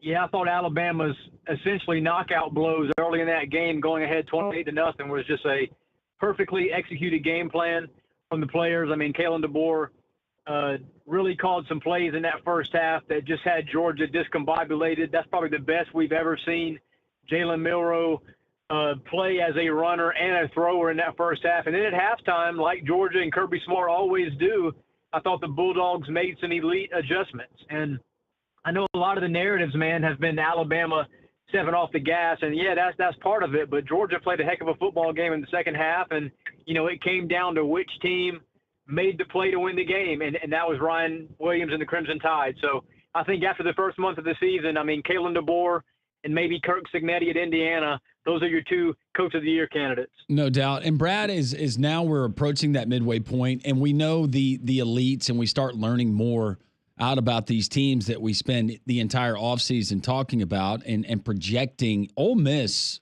I realize that Mark Stoops and Kentucky, they got a really good defense, but for Ole Miss to lay an egg at home, was that more of an anomaly for you in this team, or do you think that there are chinks in the armor and we could see more of that? No, I think that's probably who Ole Miss is. I mean, I'm a guy that had Ole Miss inside my preseason top 5. I assumed the Kentucky game would be an Ole Miss cover, 3 or 4 touchdown win, and that's just not what we saw at all. I mean, a lot of red flags were revealed. I don't know if Ole Miss was kind of looking ahead to some other games, LSU coming up, got to play South Carolina this weekend. But they got, beat at the line of scrimmage. And Lane Kiffin was supposed to fix that issue in the transfer portal. It's a talent-equipped roster, but we just haven't seen, Ole Miss with a quality win yet. And I think right now they're closer to an 8-4 team than they are an 11-1 team. Since we're talking about Ole Miss, I know a program that you follow because they're in their close vicinity, and that is the South Carolina Gamecocks. I want to get your thoughts on this game this week, because with South Carolina having an off week and Ole Miss, this is a must-win now because of the way Ole Miss's schedule was for most of the season. There wasn't a lot of places on that schedule that they could lose, and now losing at home to Kentucky, they cannot lose this weekend to South Carolina, and South Carolina is surprising some folks in the SEC. This is definitely a must-win for Ole Miss. If Gamecocks are to win that game, then South Carolina will be ranked for the first time in 2 years under Shane Beamer since that bowl game against Notre Dame. So big game for both programs. But as you mentioned, I mean, I'm looking for Ole Miss to bounce back. I wouldn't call that loss an anomaly, but I do see it as a game where Ole Miss still could have won the game had they stopped at the 4th down. I mean, giving up a 65-yard completion was crazy. But South Carolina so far, under Shane Beamer coming off open weeks, they've gotten a couple wins over nationally ranked teams. A couple years ago, they beat A&M at home. And Williams-Brice, no matter what time the game kicks off, is always a tough place to play. And South Carolina fans kind of see this game as, they can beat Ole Miss. I think Shane Beamer's pretty confident too. So Gamecocks right now have the SEC's leading sack edge rusher in Kyle Kennard, and he's a guy that if Ole Miss does not account for him, then there's going to be some issues for Jackson Dart. But I'm picking Ole Miss to win the game, but I do think it'll be a competitive finish in a game that goes down to the final couple possessions. Brad, going back to Alabama's win over Georgia and how impressive that was, you would think, or at least for me, I thought Alabama knocking off that Georgia team, they move immediately to number one in my SEC power rankings. Meanwhile, there's still some people that are clamoring for Texas, and they think that they're firm in that number one spot. As we stand right here on this Wednesday, what is the pecking order of the elite in the SEC? Do you have Alabama at the top, or are you saying Texas? Yeah, Texas has been my preseason number one, the last few weeks, and in the SEC as well. But I did move Bama to that one spot. I've got Texas 2, Tennessee 3, actually, and Georgia 4. So I dropped Georgia a couple spots. I do think Texas is an elite team. I mean, they're one of the 4 or 5 programs I think capable of winning a national title this season. They've got the best depth in the country at quarterback. But just what Alabama has done, I mean, Texas had the best win in college football at Michigan prior to Saturday night. But seeing Alabama beat a Georgia team that had won 42 straight in the regular season and had not yielded a touchdown yet, I mean, Bama really worked that Bulldogs defense. And for me, that was enough to push them past Texas as my SEC number one. So when you look at this Georgia football team and you saw the way that Alabama dissected them, especially in the first half, where's the concern, if any, for Georgia moving forward? Yeah, I would have been pressing the panic button a little bit more if maybe Bama won that game 42-7. I think a lot of Georgia fans and national media types would as well. But the last 2 quarters, I still saw an elite team. I saw a team that fought back, and didn't really hang their heads after they fell behind 30-7 at halftime. I'm not too worried about Carson Beck. I think that because of the game plan in the second half, they were able to kind of exploit Alabama a little bit. Bama playing with a big lead. Maybe some coverages were a little bit more lax than usual. But the issue for me coming into that game was Georgia's lack of playmakers around Carson Beck. And outside of Arian Smith, I don't think really Georgia has a go-to threat at the wideout spot. And when you get in the playoff, man, and you're having to beat 2 or 3 top 10 teams consecutively over a 4 or 5 week stretch, it's going to be difficult. Brad, Missouri, now they have not impressed some people by, if you just look at schedule and score results, but all they do is keep winning. They go into College Station, everybody looks up, and after that opening week loss, Texas A&M just keep winning. And you can make the argument, have they really played anybody outside of Notre Dame? But I think Missouri going into College Station this weekend, this could finally be the time where the clock strikes midnight on the Missouri Tigers and possibly having one of those undefeated seasons. I have to agree with you. I mean, this is a show-me game for both programs. I'm calling it Statement Saturday in the SEC. It's the only game, I think, this weekend in Week 6 where it's pitting top 20 teams. So it's a very big game at Kyle Field. I don't think Missouri right now offensively has shown enough explosion for me to pick the Tigers to beat the Aggies, because Luther Burden right now has 4 touchdown catches, and that's the entire Mizzou offense right now. I mean, Brady Cook has 4 touchdown passes, all of them going to one player, and they also are last in the SEC in explosive plays, and we did not think that would be the case with Missouri. Still a lead on defense despite losing, their D coordinator at LSU, but this is a game where so far, the last couple of weeks, Missouri hung on to beat Boston College, had to go to overtime against Vanderbilt. That's kind of scary if I'm a Missouri fan. So I'm looking for A&M to win that game, and if Missouri does go on the road and win that as a 1 or 2 point underdog, I think you can pretty much label them a legitimate top 10 team. We're talking to Brad Crawford, National College Football Analyst for 247 Sports here on Three Man Front. I want to ask you the 30,000-foot view of this Auburn football program. We live this every single day, every single moment on this radio show. It's Alabama and Auburn. But from your perspective, looking at this Auburn program, what's your impressions of this season so far through 5 games? Yeah, I kind of caught some heat at media days, man. I went on Feinbaum, and one of my bold predictions was that Peyton Thorne would not be the starting quarterback at the end of September. And that was almost the case, but Peyton did have 3 touchdown passes over the weekend against Oklahoma, but he still made the critical mistake. And I know Hugh Freeze has kind of blamed the players a bit. I actually agree with Hugh there. I mean, maybe he shouldn't have called that, but as we've heard Peyton Thorne say, all the pre-snap read stuff, he saw it for what it was, and Oklahoma made a play. So there's just too many turnovers right now. I think it's a little bit of a snake-bitten team.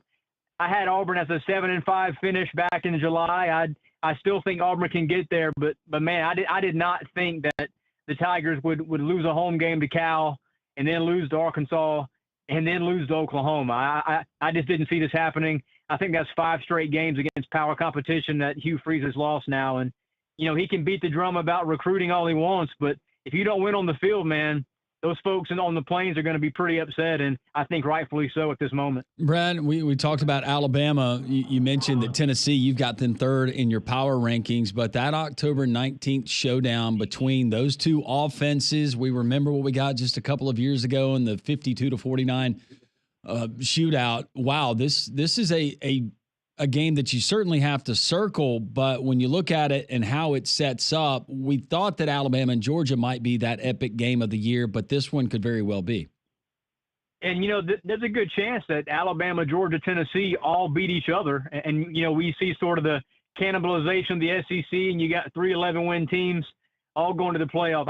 I don't think Bama wins that game at Neyland, but then I don't think Tennessee goes into Athens a few weeks later and wins there either. So it's just very interesting coming up. Tennessee's a team that I sort of had on the, playoff threshold coming into the year, but I did not think they would be as elite on defense as they've shown. I think right now they lead college football in fewest yards allowed per play. It's like 3.12, which is crazy because half that defense is portal guys. So I've been very impressed with Josh Heupel on that side of the ball. Nico right now, he's not really a Heisman front runner, but he's going to have some chances here in the next couple of weeks to really prove his point. And Tennessee's a team that I think right now is deserving of its top 5 ranking. Before we let you go, Brad, I want to ask you your opinion of the Southeastern Conference when it comes to the college football playoff expansion. Now, when it's all said and done, how many teams do you have penciled in right now from the SEC? Yeah, I think 4 get in from the SEC and probably 3 from the Big Ten, and that'll be 7 out of the 12. I think Notre Dame's a potential bid stealer for the SEC. I don't see 5 teams getting in. It's just too many. When we expand to 16, which is bound to happen, the SEC and Big Ten are going to fight over those spots. But I think right now I have Alabama, Texas, Georgia, and Tennessee. Those are essentially locks unless the season goes bad here on out. Brad, I'm sure you don't have their schedule recited to your memory, but Florida State, how bad does it get? Because you look at the rest of this schedule, this is a team that could very well finish 3-9, which is just unthinkable. When you look at the rest of that schedule and based on the issues that they're having, how bad will it get, you think, in Tallahassee this season? Yeah, man, if they don't beat Florida in that season finale, a 9-loss season is probably on the docket. And I don't think Mike Norvell's on the hot seat because there's 65 million reasons why. But man, I don't remember a coach that went from national title contender one year to falling off the face of the earth outside of the top 10 nationally the second season. A lot of it has to do with just failing in the portal. They had some bad evaluations. Anybody who watched DJU at Clemson and sort of saw smoke and mirrors at Oregon State knew that he might not work out in Tallahassee, and it's just been a disaster there. And now they're going back to Brock Glenn, the second teamer. So it's a bad situation right now at FSU, and you may have 2 lame duck head coaches in that finale. Well, and I know that it might predate it, but to make matters worse, you mentioned the portal. You had a coach that got hit with NCAA sanctions. You want to talk about adding insult to injury for Florida State? Alex Atkins, had to miss the first 3 games, and he's one of the best OCs in the country. So not a great year to be a Noles fan. Brad, we always appreciate you taking time out of your busy schedule, talking ball with us down here in Birmingham. Best to you, and hopefully we'll catch up again soon. Thanks a lot, fellas. Thank you. That is Brad Crawford, National College Football Analyst for 247 Sports. He joined us on the Buyers Right Hotline for all your insurance, financial, and HR needs. It's Buyers Right Insurance, a Higginbotham partner. Florida State, they get Clemson, at Duke, at Miami, North Carolina, at Notre Dame, Charleston Southern, and then Florida at the end of the season.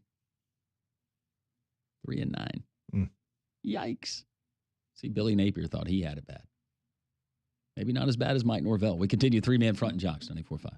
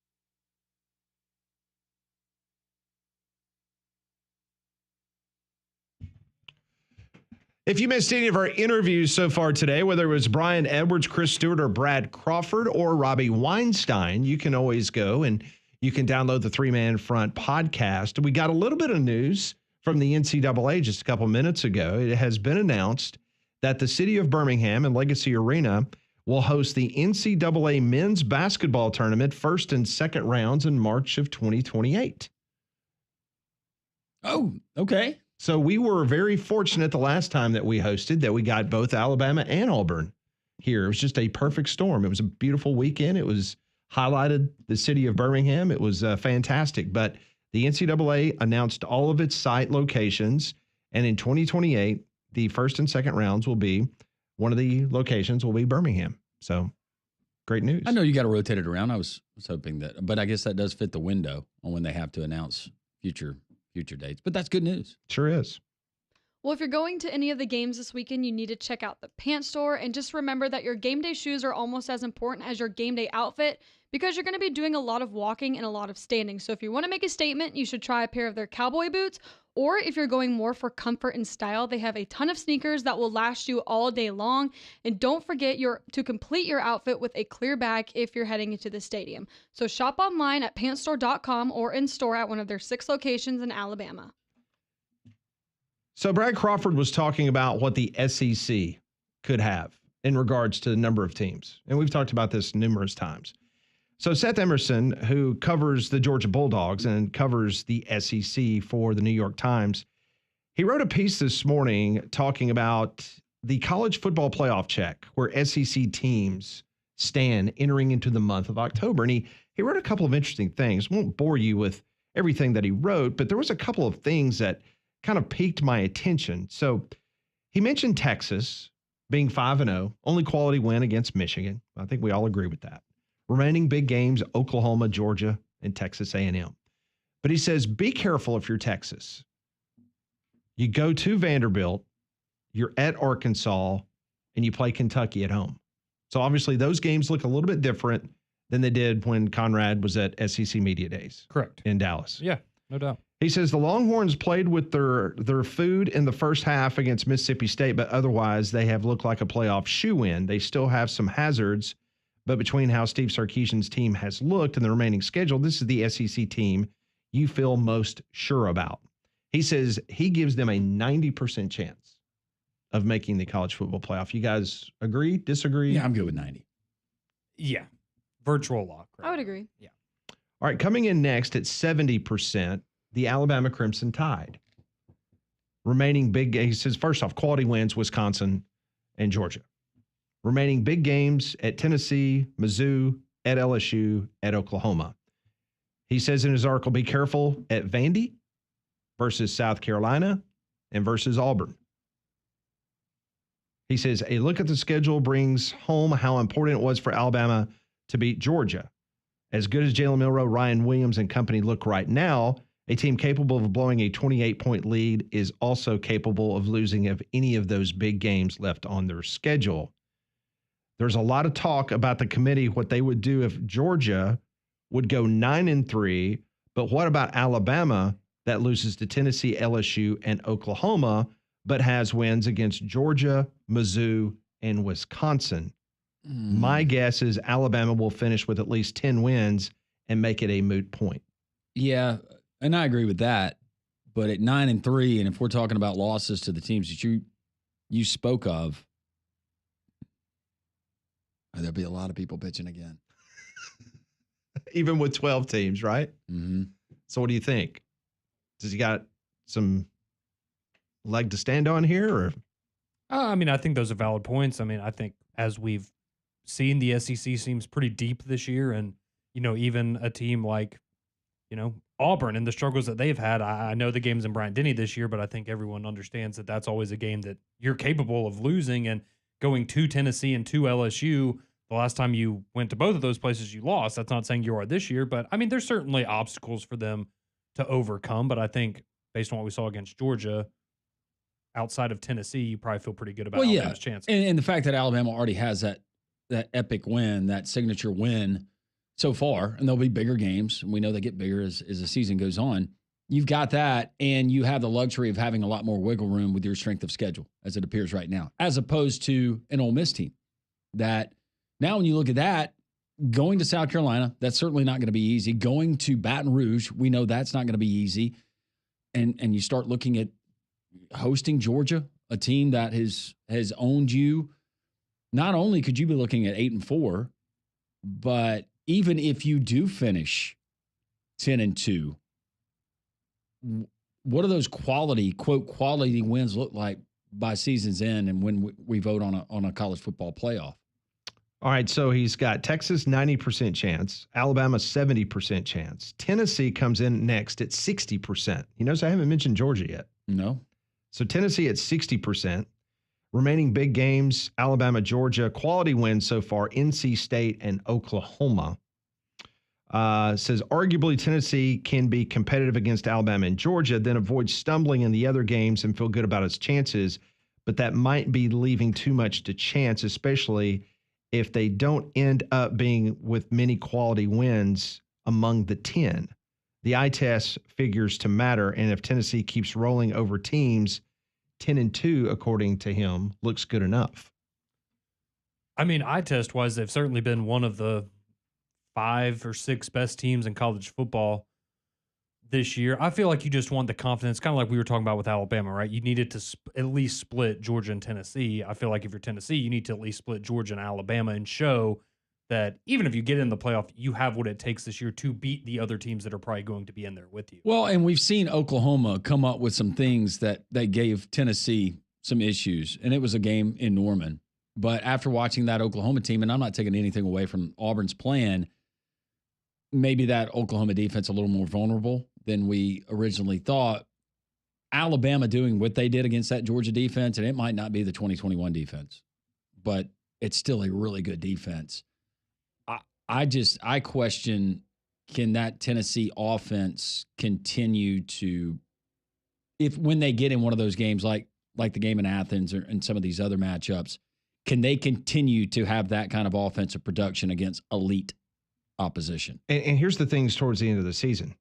See, to me, I already see the cracks on the NC State win for Tennessee. Yeah. Oh, yeah. Just like I already see the cracks on the Wisconsin win for Alabama. Yes. I mean, Wisconsin currently is 15th in the Big Ten in rushing offense. Yeah. Wisconsin. Now, I know they had their quarterback go out in the Alabama game, but we did not anticipate that Wisconsin was going to lead the Big Ten or any league in passing offense, right? No, but they can always run the football. Yeah. Right. But when you're 15th in the Big Ten in yards per carry, that's a problem. That's pretty bad. That's an issue. And so, I'm not, for Alabama's sake, you would hope that Wisconsin gets it turned around and they can win some games in the Big Ten. Because if not, that win, just like I think the NC State win for Tennessee, might not look as sharp if you're a committee member when you're sitting there and and not that it was sharp for the first 3 quarters, but Alabama's win over South Florida, that's starting to fade a little bit. Not that that's going to come into question, but that's a South Florida team that got the brake speed off of them. It adds more validity to some of the criticisms that people had about how Alabama played in that game, though. All right, so then he's got Georgia next. He's got Georgia a 51% chance of making the playoff. Still better than 50% chance. Quality win, Clemson. Quality loss, obviously Bama.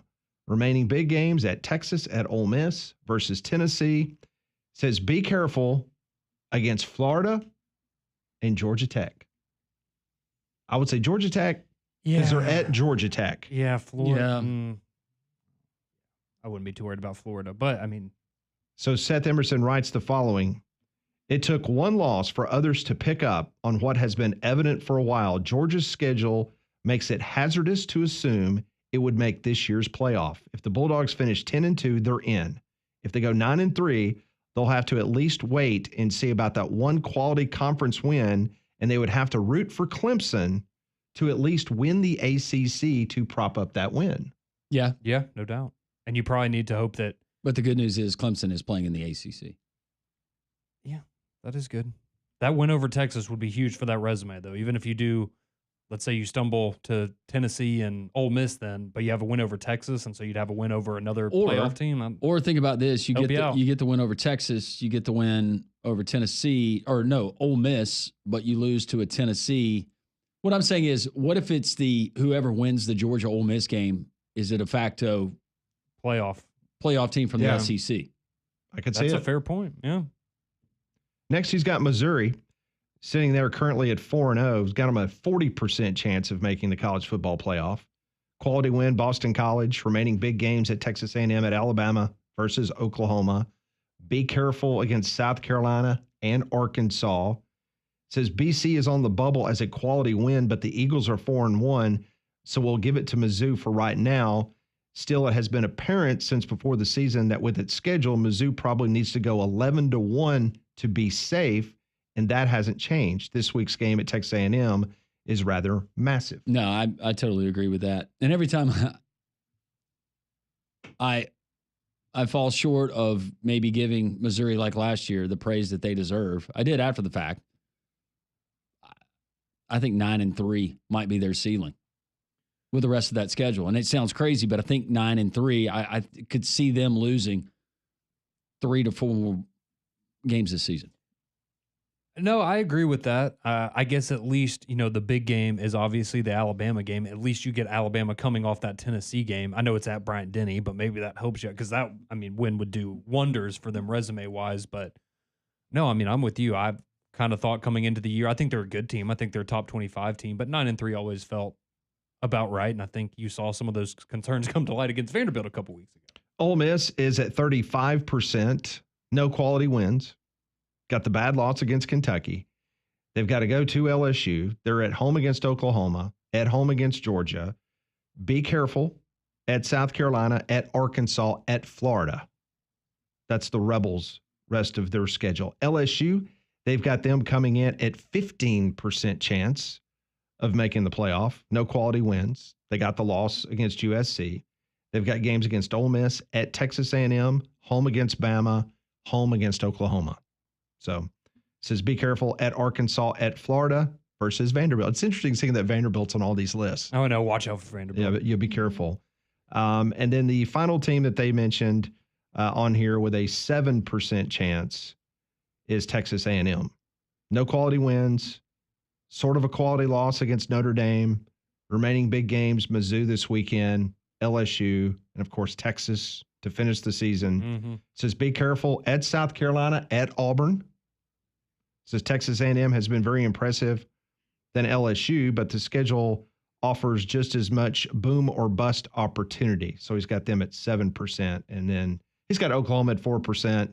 Then after that, he's got Kentucky and South Carolina as the other teams of note if certain things happen that they could get in the conversation. When Brad Crawford joined us, I think he threw out a stat that we didn't realize, and it was about Missouri, kind of going back to them. 4 passing touchdowns so far this season, which right now in the SEC, that ranks them next to last. Kentucky is last in the league, but hard to think. Auburn has 16 passing touchdowns. Missouri has 4. Yeah. And if you want to count pick sixes. And coming into the year, I think we would have all sorry. I think we would have all agreed. I think we would all agree that Missouri had the best wide receiver in the conference coming into the year. And granted, he does have all 4 of those touchdown receptions. But yeah, that's shocking. It's a lot different when you don't have the SEC's leading rusher in the backfield. Makes it a little bit more difficult. When we come back on 3-Man Front, it's going to be that time again. It's Molly's bowl projections. Oh, crap. She has got her entire spreadsheet. She was working on it before the show today. We'll have that next on 3-Man Front.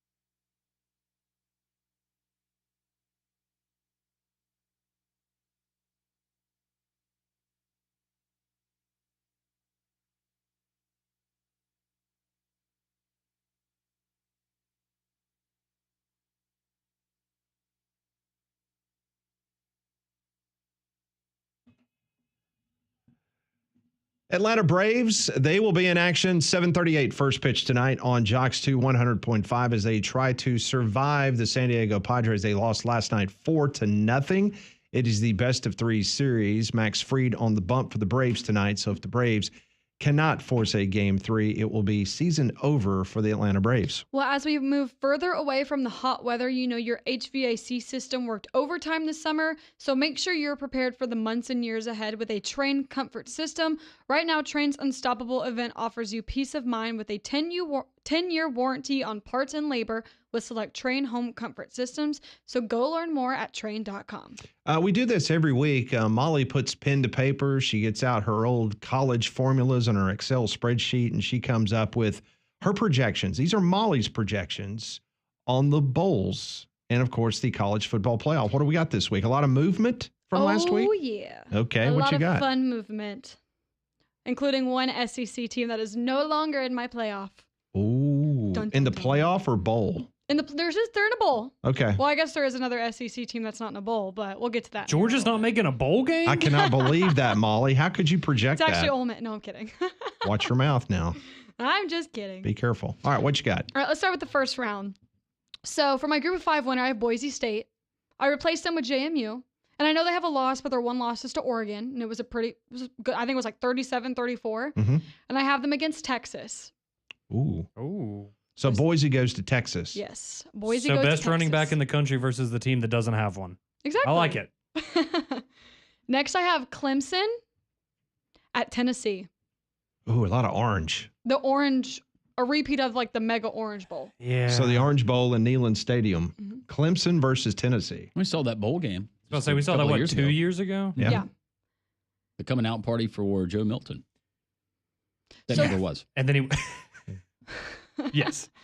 So this next one is where there was a really big change because I'm sorry, Pat, but I had to take Ole Miss out of my playoff.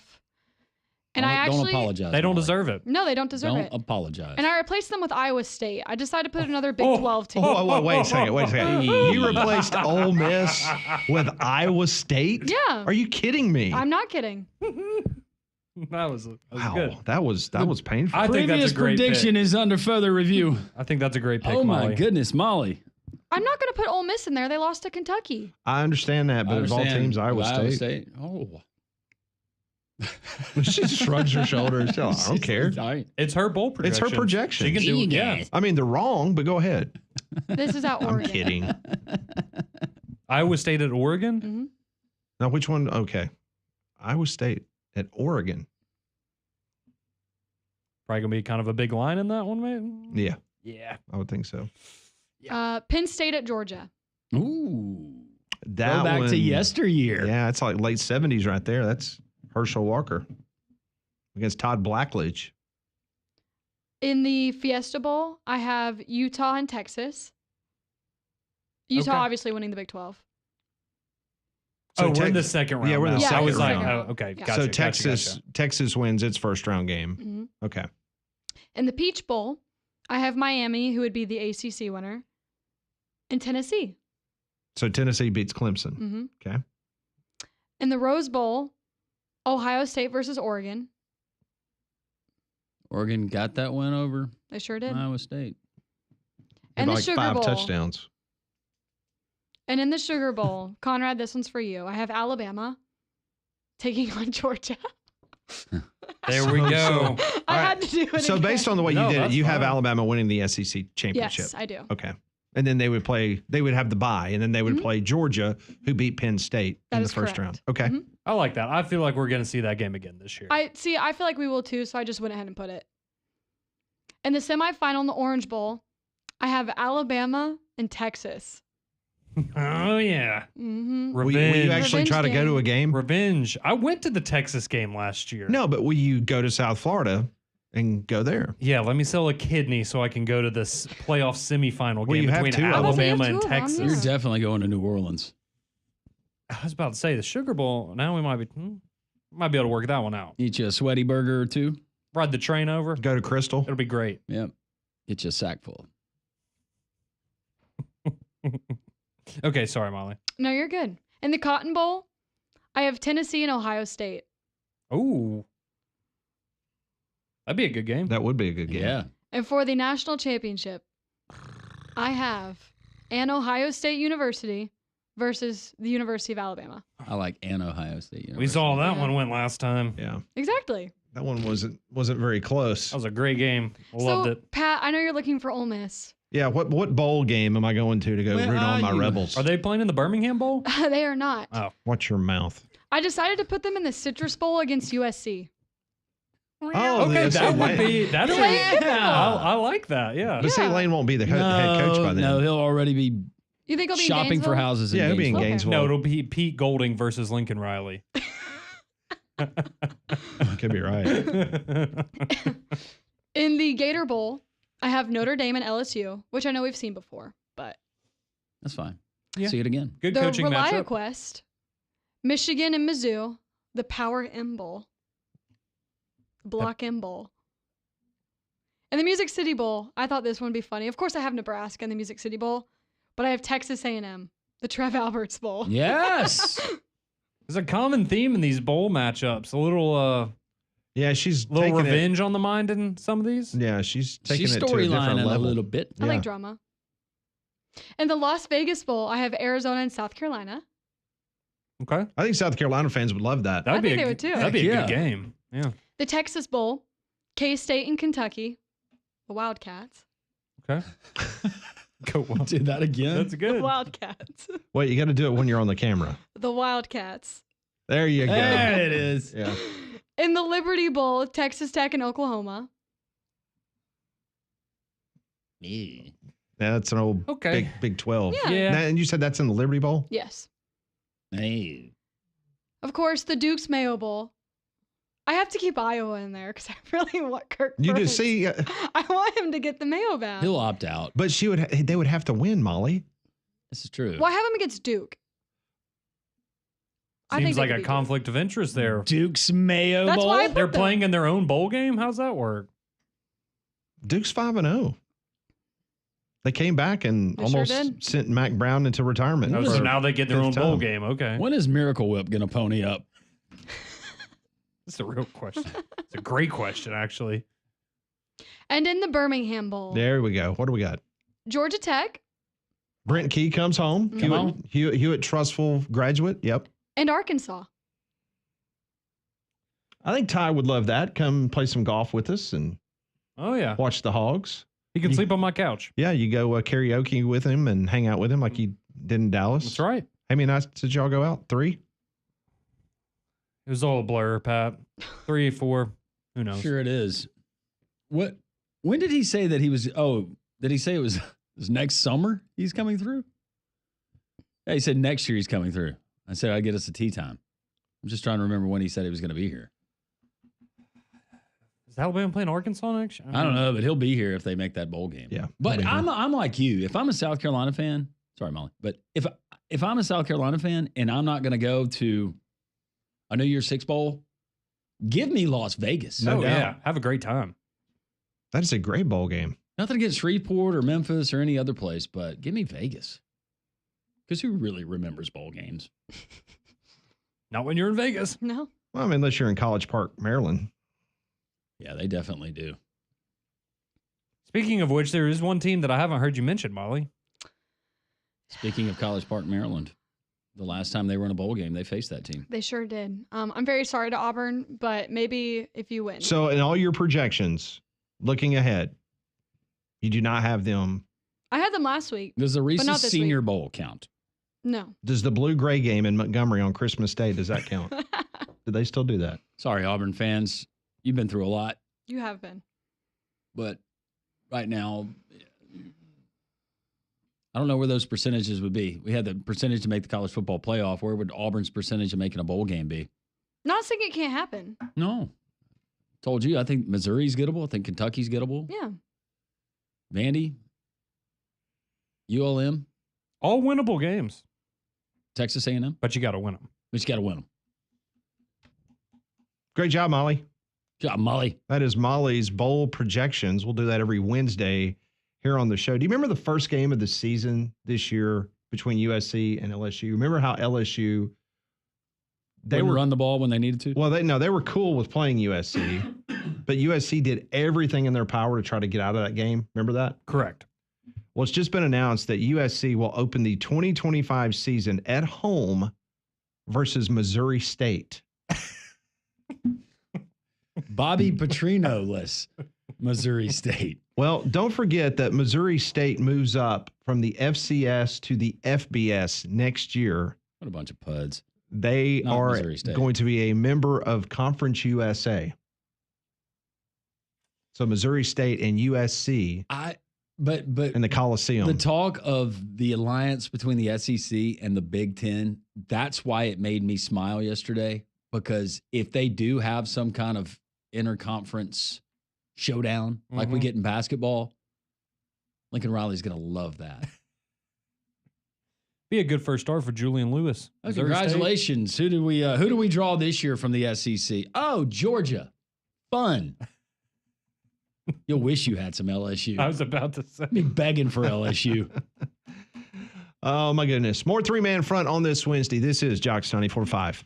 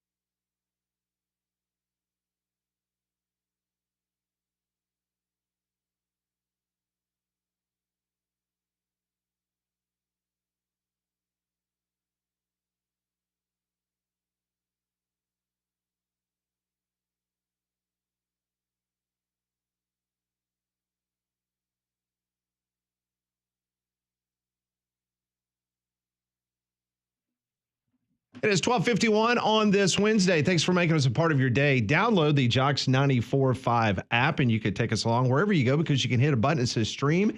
You can either listen to the program each and every day, or you can watch it on YouTube.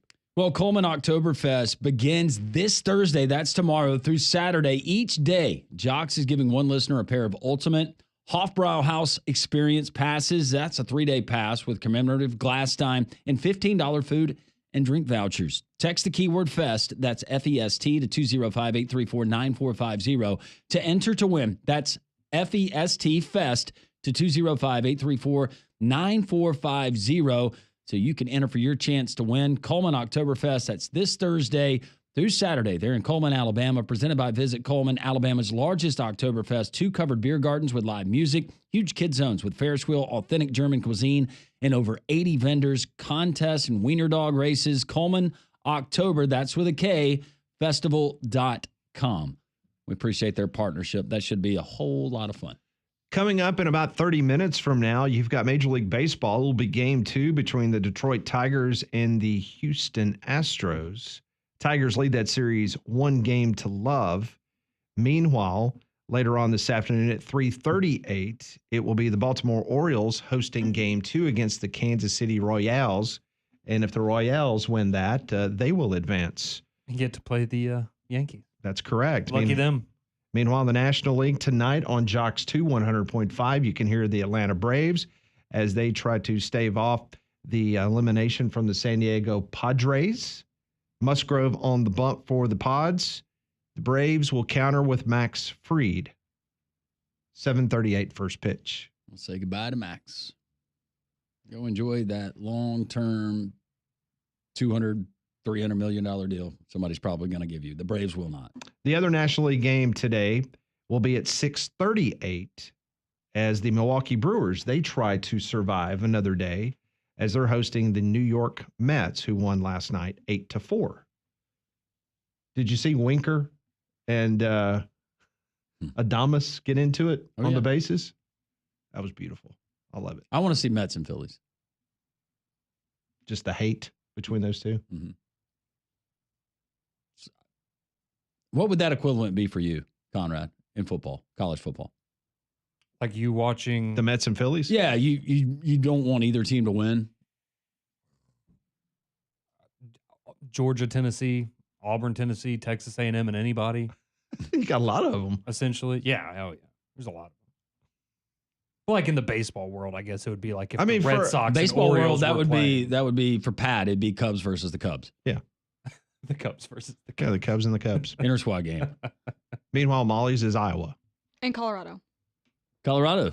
They're on the list. That's your second even least after favorite team now? Probably. You had your way with them. Yeah, you took him to the woodshed. It's a long-time rival against Nebraska. So even before he went there, you would have said Colorado? Yes.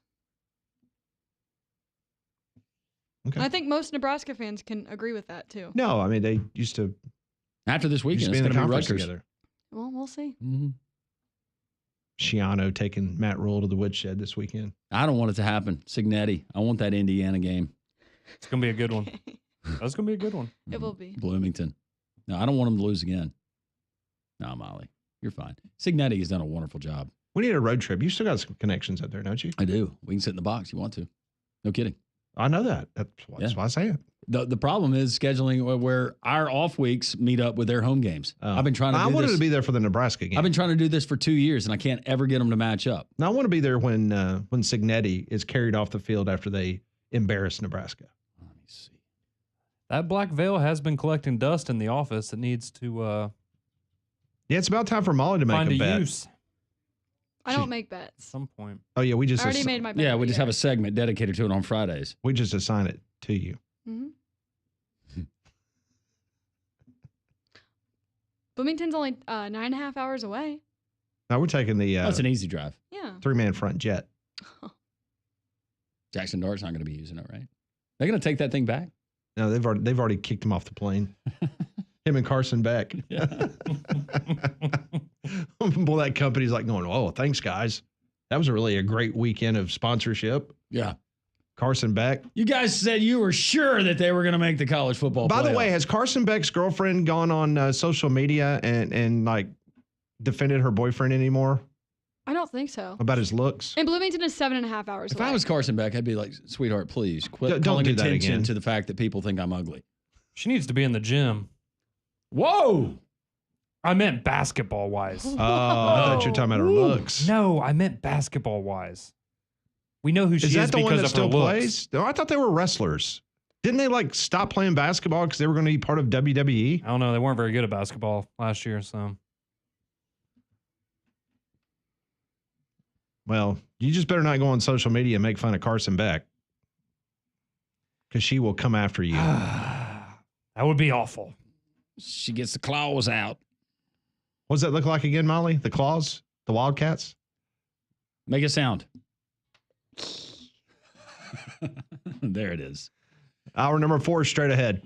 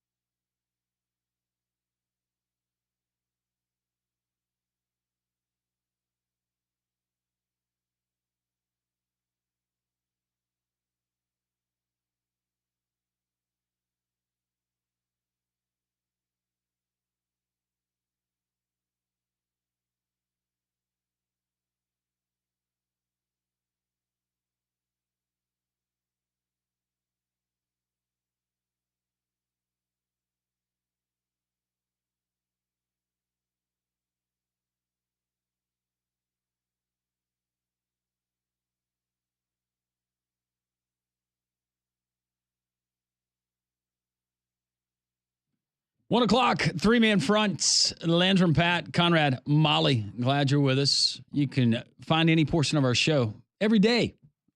JocksFM.com, the Jocks 94.5 three-man front podcast. Appreciate our listeners there in Montgomery on Sports Radio 740, our listeners up in North Alabama in Huntsville as well, and appreciate our viewers there on YouTube.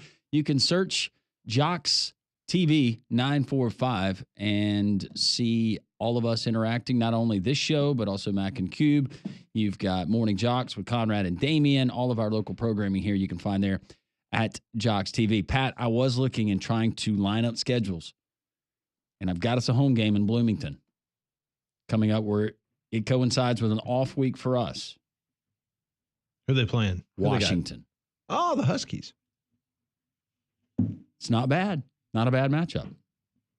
Kickoff time obviously has not been. It has not been announced. Okay. But Molly said it's 7.5 hours. 9.5. Right? 7.5. 7.5. Mhm. Okay, that's not bad. There's a great joke for our coworker of ours. I was going to say, well, it's 5.5 for him, but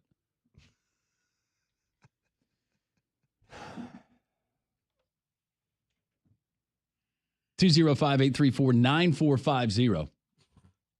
The Jocks text line is open. That is truly a joke that nobody understands besides us. The three-man how hard front. it was to hold that back yesterday, by the way, I'm at sure. Social Taco. It's a 24-hour rule, right? Our three-man front Twitter poll question of the day: which would be the bigger upset on Saturday? Would it be Vandy over Alabama or Auburn over Georgia? 64% of the audience right now says the Vandy win against Alabama, a place that Alabama has not lost since 1969. 23 games in a row, Bama has beaten Vanderbilt on the field. No, that would definitely be the bigger upset. Oh, yeah. That would be massive. And Alabama, you're next. I did see earlier, and you might have the quote in front of you, Conrad, what Hugh Freeze said today on the SEC coaches teleconference. Oh, is it about that they're going to have to play a perfect game? Yeah, Hugh Freeze says it's going to take a mistake-free game to go to Athens and upset Georgia, which I think we would all agree that that's accurate. Can't be turning the ball over against teams. You made less mistakes last game. You did. Against quality competition. Unfortunately, the one mistake you made was at the worst possible time. Well, that was a really big mistake. Yeah. Mistake-free. But again, as we've talked about before that, offensively, game plan looked pretty good. They were moving the football on Oklahoma. So if you hand the ball off, and I don't think you'll get this many, but if you hand the ball off to Jarquez Hunter 30 times, I don't think any Auburn fan is going to complain, no matter the result. No. Because then you can come back and say, well, we did what you wanted and it didn't work out. Yeah. So we're going to do things my way again. Right. And that's fine. That is a big point spread. Probably going to stay away from that one. We can have some forget it's on Friday? No, not a forget it. No. Okay. I mean, if we're gonna do this, I'm gonna play, but it might be total. We're gonna have to change the name of the segment to just bet it. Just bet it. We never never forget it. We never forget it, do we? It's not fun. Didn't somebody try to forget one last year? I forgot the Auburn-Arkansas game last year. Okay. So I guess we each have one forget it, and then we're even. You're trying to do it because of the percentages of trying to win the contest. Correct. Yeah. I was about to say now, if one of us builds up a lead and we're late in the season, we might have some forget it. Just start forgetting all of them. Yeah. Forget it. So I'm sitting here and I'm looking at the side-by-side comparison between Auburn and Georgia's stats this year. Rushing offense, Auburn is 62nd in America. Would you like to take a guess what Georgia is? There's 134 teams that play FBS football. You said Georgia's. Auburn is 62nd. Georgia is. Auburn, 171 yards rushing per contest, which is 62nd in America. I feel like Georgia's going to be lower than that. Yeah, but the way that Pat frames this tells me that they're actually worse. 73rd. Yeah, I was going to say like 75. 102nd. Okay. Never would have gone triple digits there. Okay. Auburn averages 50 yards more of rushing offense a game than Georgia. Passing offense. Auburn 295 a game, Georgia 302 a game. Georgia is the 19th best passing offense. Auburn is 25th. Did you realize that Auburn was that high? When I started looking at passing touchdowns and SEC stats, I did not realize until today that Auburn had made that many strides in the passing game. With that being said, with those two stats I just gave you, from a total offensive standpoint, Auburn is a top 25 offense in America. They are 23rd. Georgia is 44th in college football. See? Yeah. A little shocking, right? Mm-hmm. Scoring offense. Auburn is 42nd in the country, averaging 33.4 points per game. Georgia is 52nd in scoring. You haven't heard anything where Georgia's ahead of Auburn statistically. Yeah, hang on though, buddy. I know. There's a big one. That's a big one. There's a big one. That one that contains a margin in it. How about rushing defense? Who do you think's got the nod? Rushing defense. Auburn or Georgia? I'll go. I'll just go Auburn. It's a trend right now. I'll go Auburn. Auburn. Rushing defense, Auburn is 48th in America. Georgia is 58th. Passing defense. Auburn. Yeah. What just happened on Saturday. Mm-hmm. Yeah. Sorry, folks. Auburn has the 67th best passing defense. Georgia's 25th. Oh, okay. And they were really good before Alabama then. Now we're starting to see a little turn of the old the worm. Yeah, it just gets a turnover margin. Well, let's go to total defense, shall we? Auburn is 50th. Georgia is 24th. Okay. Scoring defense. Georgia is 18th in America. Auburn is 38th. Respectable. Interceptions by the defense. Uh-oh. Georgia only has 2. They're 95th in America. Auburn has 4. They're 48th in interceptions. How about sacks? Georgia has... This one might shock you guys. Georgia has 11 sacks. I'm going to guess that Auburn has more sacks than Georgia so far. They both have the exact same number. Okay, there we go. Are these kind of surprising? Yeah, what's the number? They're averaging both 2 per game. Oh, 2 per game. Okay. 2 per game. Both of them are 60th in America in sacks by the defense. That surprises me. Mm-hmm. Yeah. Can I throw in something fun real quick? Mm-hmm. So for the season so far, Carson Beck, 1,183 yards of offense, 10 touchdowns. Peyton Thorne, 1,163 yards of offense and 12 touchdowns. Now, the kicker, Carson Beck, 3 interceptions. Peyton Thorne has 6, but right, they essentially have the same number of yards, and Peyton Thorne has scored more touchdowns this year than Carson Beck. So tackles for loss on defense. What do you think? Auburn, Georgia? I will go, based on what you just told me, Auburn. The same. Almost. One team is 56th in America, averaging 6.2 tackles for loss per game. The other one is 57th, right behind it. This is unreal. With 7 tackles for loss per game. Auburn gets the check mark. They are better than Georgia in tackles for loss per game. And then, of course, the big one. Turnover margin. The turnover margin per game. Georgia is 66th in America. Auburn, 131. Auburn is averaging 2.20 per game. And prior to the Alabama game, Georgia had 0 turnovers on the season. So what you're telling me, Pat? There's a chance, Landrum. There's a chance. Well, not only that, but if Auburn had just taken care of the football, they would be 5-0. I will go on a limb, Landrum, and say absolutely Auburn would be 5-0 if they took care of the football. And just let's say you only throw half the interceptions. Could look a lot different. Mm-hmm. Or don't fumble going into the end zone. You just run the ball. Yeah. Against Oklahoma and Yeah. punt. That's not going to take care of the Arkansas loss and the Cal loss. But when you look at least you're 3-2. When you look at this just on paper, though, and I know the games aren't played on paper. We're just throwing this out there just for conversation. But it was startling to me. I mean, you hear Hugh Freeze talk about how good the offense has performed. It's been the turnovers, and the statistical data backs him up 100% with that. But to see Georgia underperform in certain categories, I mean, not against Auburn, but just overall so far. Mm-hmm. And again, they just gave up a ton of points to Alabama, which is going to maybe skew it a certain way.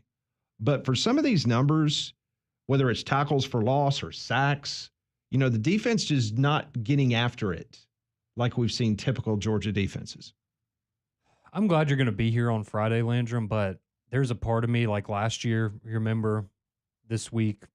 Yeah, when I pinned you the letter. had to write the letter and put it in the envelope, and we unveiled That was fun. your prediction that you had picked that Auburn would actually pull off the upset, and they came so close. We were headed to New Orleans. The Tulane game, as a matter of fact. I would love to know what your letter would read this week after all those numbers that Pat just gave you. I might pin another letter. You should.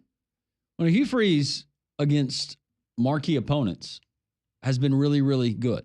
Now, the exception being in Baton Rouge, I think we would all agree that that was a dud. Yeah. Last year. But I guess you would consider Oklahoma, that would be a marquee opponent. Now, hasn't won any of those games, but they've all been close.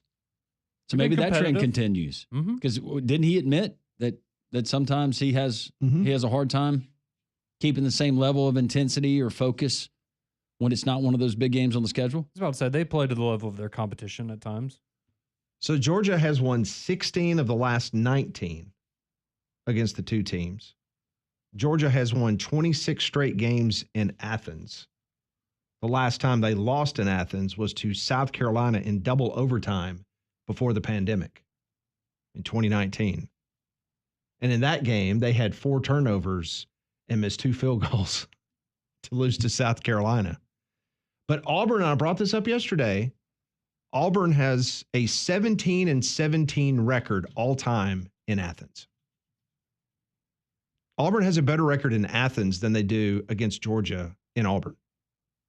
That's remarkable. But Auburn has lost the last 8 in a row in Athens. They have not won in Athens since 2005. So it's been a minute. And I guess what your last 2 wins were 2017 and then the Prayer and Jordan Hare. Those are the last 2 wins. Well, you go back to 99 when Auburn went in, Georgia was ranked 16th, and Auburn went up 31-0 at the half. And that was a Ronnie Daniels, Ben Leard. Auburn could do no wrong. And Tuberville was the coach. Last time, 2 times they beat Georgia, though, they also beat Alabama that year. So I'm sorry, they were 14th at the time. So if Auburn wins this weekend, then could be bad news at the end of the year for Alabama. Those interesting numbers, though, when you put them side by side, it's just really hard to bet on Auburn. Auburn, a top 25 passing offense, total offense, top 25. Better in, I would say, 75% of the categories that I just read out between them and Georgia. And if you don't have those turnovers and you're able to continue those drives, who knows? They might have a top 15 offense in the country. No doubt. So just some interesting food for thought as we get ready for that game this weekend. Now is the right time to talk about the health and safety of the trees in your yard with a certified expert. Goldston Tree Service is that expert. Matter of fact, my parents called 205-337-4018 because they heard me talking about it on the show, and they bypassed me. They said, we're going to call Goldston straight, and that's what they did. Goldston came out to their house because they've got some limbs that's getting close to the house, and they needed them cut down, and so they're going to take care of that for them. So whether it's trimming to removal to grinding the stump and roots away to hauling off that last stick from whatever project they do around your house, they can take care of it there at Goldston Tree Service, 205-337-4018. And they have 24-hour emergency storm work. So storm comes through, you got a tree fall down on your property or on your house, they can come immediately and take care of it. That's Goldston Tree Service, 205-337-4018. And going back to Auburn and Georgia, Luke texts in on the text line, and he says, I'm trying to convince myself that since Bowers was the difference in the game last year and we actually have a functional passing game this year, that Auburn has a chance. Am I kidding myself that if we have a chance, if we have no turnovers and Peyton plays out of his mind? No? I like Georgia in the point. Excuse me. I like Auburn in the points. Do you? I think Auburn is going to go over there, and I think that they're going to put the fear of you know what in Georgia. It's something that you brought up yesterday. Maybe it's a good thing that Auburn's getting out. Get out of town. Get out of town. It's a new venue. Us against the world. New venue. Yep. We're the Stormtroopers. But no, and thinking about Georgia this year, if we think about game control, you think about a 6-6 tie with Clemson to open the season at halftime. Now, they took over in the second half. The Georgia game, You wouldn't call that game control, or the Kentucky game, and then the Alabama game. Yeah, yeah, and falling behind early. So maybe there's something to it. We will get to your text 205-834-9450 800-239-WJOX.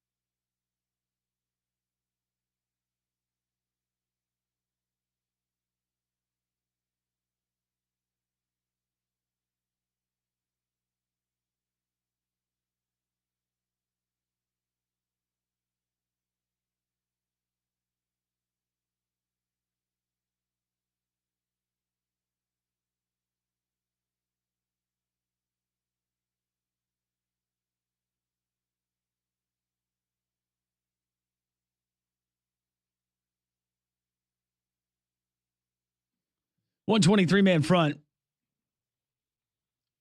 Landrum, Pat, Conrad, Molly. Molly, me and Conrad were just singing The Muffin Man with scary faces here in the studio during the break. Oh, you were singing it? Mm-hmm. Oh, I'm sad I missed that. I'm just glad that I don't know the Muffin Man after what Pat told us. It was revealed to us by Pat, and some of you may already know this, but the Muffin Man song, which I thought was just a nursery rhyme for children, was actually based on the Muffin Man from across the pond that used to lure children with baked goods. He was a baker. It's essentially Hansel into a and dark Gretel, alley, and then he would murder them. Yeah, it's Hansel and Gretel except real. Just in time for Halloween, right? Yeah, I guess it is the season for that kind of stuff. I just am more so interested in how Pat learned that and remembered it all these years. Yeah, it's Pat. Yeah, it's a road you don't want to go down. Probably not. Mm-mm. Not something you want to do. Coming up tomorrow, we do have not only the NFL, which you can hear right here on Jocks 94.5, the Coach Bill Clark Show at 6 o'clock. That will lead you into the game at 7:15. But we also have college football coming up tonight. Texas State, who has decided that they're going to stay put, at least for right now, taking on Troy. They're at Veterans Memorial Stadium in beautiful Troy, Alabama. Also, Sam Houston taking on UTEP, which has decided that they are going to, go to the Mountain West? Is that official? Yes. So they're going to do that. Friday, we get Jacksonville State at Kennesaw State, 6 o'clock on CBS Sports Network.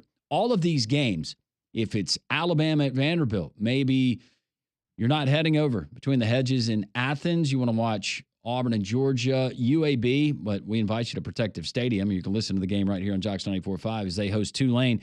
You can enjoy all of that and more at Rambler Sports Bar and Grill. At the Fennec, you can check it out. All the jumbo screens, amazing sound, providing the best sports viewing experience in town. The food and drinks are exceptional as well. If you want to watch it, they have it, including NFL Sunday Ticket and Red Zone. See you at Ramblers. Open today. That's Wednesday lunch through Sunday night football. Rambler Sports Bar and Grill, 1630 2nd Avenue South, near Railroad Park. I've had some people text in and ask me about Brian Edwards, his visit in the first hour of the show. You can go back and download the podcast and listen to it in its entirety. He said that what he does each week, he does not set lines, but he's got enough data that for his own purposes in his predicting for the week and putting money on whatever, he puts his own line. He creates his own line for every game. And so he actually made Alabama a 21-point favorite over Vanderbilt as opposed to the 24.5 if you're going to look in Vegas. So he says right now he would definitely lean towards Vandy if you were forcing him to play. But as of this moment, he is staying off the Alabama-Vanderbilt game.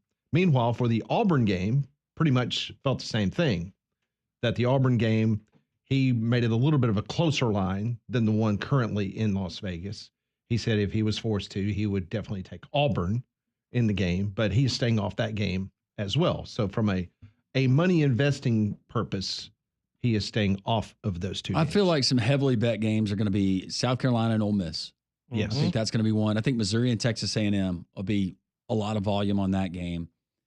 And I do feel like after the win and just going to Vanderbilt, there will be people that load up on Alabama, just thinking that they go and given the last 2 times that they've met, which has nothing to do with what you're going to see with Vanderbilt. I mean, Diego Pavia, you can ask Hugh Freeze in Auburn. He can create problems. Oh, I mean, I think Vanderbilt will definitely be able to have some success against Alabama. It's just a matter of, offensively speaking, I think we know this team can put up 50 if they want to. It's just a matter of, are you going to keep your foot on the gas the whole game, or is it going to be maybe a 21-point game late and you just kind of ease off and what you don't want to see, cover. what you don't want to see right now after the kind of performance that we got from Alabama in Tuscaloosa, you don't want to see regression, obviously. Not against the Vanderbilt. Whether it's offensive line play, whether it's how in the world did the Alabama secondary give up that many yards to Vanderbilt, or, oh my gosh, the running game, what has happened? Jalen Milroe, he's turned into a turnover machine again. You just don't want that to happen. Not that I question if Alabama's going to win the game, but I just think moving forward in the biggest games that you have, and immediately you turn your attention to October 19th in Neyland Stadium, for the psyche of that team and moving forward, just keep building. Yeah, absolutely. I will say after practice yesterday, I know Malachi Moore got to talk to the media for a little bit, and one of the things he brought up was that they had kind of challenged each other that, let's make this the best Tuesday practice of the season, because they are aware of the letdown that can happen after a game like the Georgia game. And according to him, he said the intensity was there, the focus was there. So, we'll see how it plays out on Saturday. And something that stood out to me when Kalen Bohr, when he was meeting with the media prior to the start of the season, and it was management styles and leadership styles and what he does. And he says, now, don't get me wrong, I have things that I want instilled in this program and that I want to have happen on an everyday basis. But my personality, and I've always been this way, is my teams are player-led. So to have that kind of leadership with a guy like Malachi and some of those other taking it on themselves to do that this week, I don't know what the results will be on Saturday, but that's certainly a good sign if you're an Alabama fan. No doubt. 1-800-239-WJOX, the courtesy GMC text line, 205-834-9450. Let's go to our buddy Don Don. Hey, Don Don. Hello, fellas. How y'all doing today? And hello, Molly. Hey, we're doing great. How are you? I'm doing great. Well, yesterday was another great day up there. Shout out to our new members, Miss. What was it? BB, was that her name? BB, Donna. BB, Donna, and Daryl. So I hope you guys come back. And if you're listening, welcome to our Jocks family of listeners club. The mayor welcomes you with open arms. Don, it was nice of you to let Damian borrow your Florida shirt you were wearing yesterday. I noticed he was wearing that this morning. What? Yes, Conrad, I had to say that. In Landrum and Pat and Molly, I have been catching, you know what, all day long. Don, why are you wearing a Florida shirt now? And I go, guys, it was in respect for my great friend Pelham Gator. Okay, for goodness sakes, everybody. I didn't know if you had changed allegiances, but if you're going to change allegiances from Auburn, I wouldn't go to Florida. That's probably not the ship I'm jumping on. Yeah. Absolutely not. I did have my Florida hat. I mean, my Auburn hat on, for goodness sake. No, you did have that on. Yes. Okay, but hey, by the way, my buddy Creed stole the show yesterday, didn't he? Yeah, he did. I love the bling that he had around his neck. That was great. That was cool. Yeah, I've known Creed a long, long time. Me and him went to college together. He was like an honorary member of our fraternity because he was a Pi Kappa Alpha. But us Lambda Chi's took him under our wings and everything. Great guy. But anyway, fellas, I'm going to change my score prediction for the Auburn. I'm going to think. I actually think we're going to play well. Pat convinced you. I convinced you. Pat convinced you. He lured you in. No. I'm not calling for the upset, but changing my score to 31-17. Okay. And what was it before? Was it 42-14? Yes, sir. That was. I was a little frustrated still about Saturday. Understandable. But hey, and Landrum, what you said about that Vanderbilt quarterback, you're right. That son of a gun's a tough kid, man. He is. He's tough. Like, I'll never forget the play last year, and I bet you guys remember this, where I think one of our linebackers intercepted the ball, and he pulled a WWE body slam on the guy. I don't know if y'all remember that play. I do remember that. Mm-hmm. Yeah. Everything. Well, guys, another great show. Thanks for yesterday, guys, and we'll talk to y'all tomorrow. All right. Sounds good. Thanks, Don. Appreciate the call very much. When we come back on Three Man Front, we'll do some Pat Ponders on this Wednesday. This is Three Man Front on Jocks 94.5.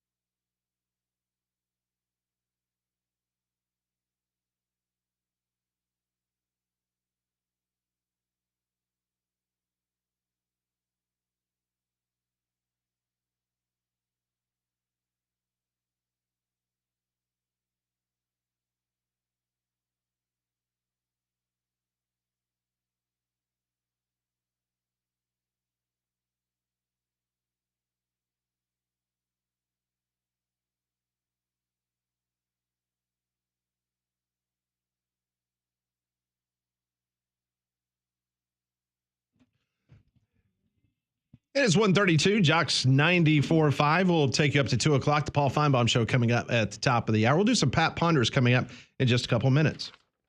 Well, Big Whiskey's is your place for great food plus an outstanding bar experience with a full menu ranging from apps, salads, burgers to steaks, and over 100 whiskey with whiskey flights available. Plus, their outdoor patio and green space with games is great for families, and the kids eat free every Tuesday. Monday through Friday, they have happy hour from 3 to 6 with special drink and prices in the Stadium Trace Village off 459 at Highway 150 near the Hoover Met. A little bit of news on the UAB football front. Just about a half hour ago, Steve Irvine, who covers the UAB athletics program for BirminghamBanner.com, he tweeted out that Trent Dilfer said that there's still a chance that Jacob Zeno, who is their outstanding quarterback, that he will play, and that Jalen Kitna and Landry Liddy have received quality backup reps in practice throughout the week. So that would not be good news for UAB if Jacob Zeno is unable to play. No, not good at all. But he is listed. Not saying you don't have a chance, but yeah, and he is listed as questionable. You're taking two guys that have very limited time under their belts, even in reserve roles. That is tough against a Tulane team that seems to be humming right along. Yeah, they're firing right now under John Summerall. There's no doubt about that. Courtesy GMC and Trustful. If you're looking for the biggest discount in the entire country on brand new GMC Yukons or Yukon XLs, I was talking to Drew Lawley, the outstanding general manager, good friend of mine out at Courtesy GMC, and he was telling me about every time that they get these transports in with these Yukons, they are off the lot before you know it. They've got a few remaining after that new shipment that just came in about a week ago. Go to courtesybirmingham.com. You can check out all the wonderful inventory, not only the Yukons and Yukon XLs, but the Sierras, the Canyon trucks, the Acadias, the Terrains. They've got them all there. Up to $9,000 off MSRP on those Yukons and Yukon XLs right now. Don't drive anywhere else. Drive to Trustful. They're off of I-459 exit 32. And Courtesy GMC brings us Pat Ponders every single day here on this program. I want to know what you're thinking. Tell me what's on your mind. It's time for Pat Ponders. Brought to you by the aforementioned Courtesy GMC. Go to courtesybirmingham.com. All right, question number 1. What word best describes Auburn fans' mood going into the Georgia game? I'll give you 3 options. Excited, dread, or apathy. Which of the 3 best describes Auburn fans' mood heading into the Georgia game? I would guess it's probably dread, because the popular sentiment that I've seen online the past couple of days is, oh, great, now we get to play a pissed-off Georgia team that just lost to Alabama. So I think there's a few fans that are dreading it, particularly with it being, I know you shared the stats, but it not being in Jordan-Hare, I think that'd give them a little more confidence. I'm going to go apathy. I just think emotionally right now, this Auburn fan base is not saying they can't get it back, but a little bit spent. I say you got to be a little numb to it at this point if you're an Auburn, seriously. And now you're going on the road to take on Georgia, who just got, I know the final score was closer, but thumped for a large majority of the game. Against Alabama, you know that they're going to be mad, trying to get things right. I would say, yeah, Auburn fans, they'll watch the game. They'll tune in. They hope Auburn wins. But if there's a fall festival going on somewhere, they might keep the game on. You can watch the game on your phone and go and enjoy the early parts of fall. Oktoberfest. There you go. Yes, in Coleman. That's right. My guess would be probably apathy as well. All right, question number 2.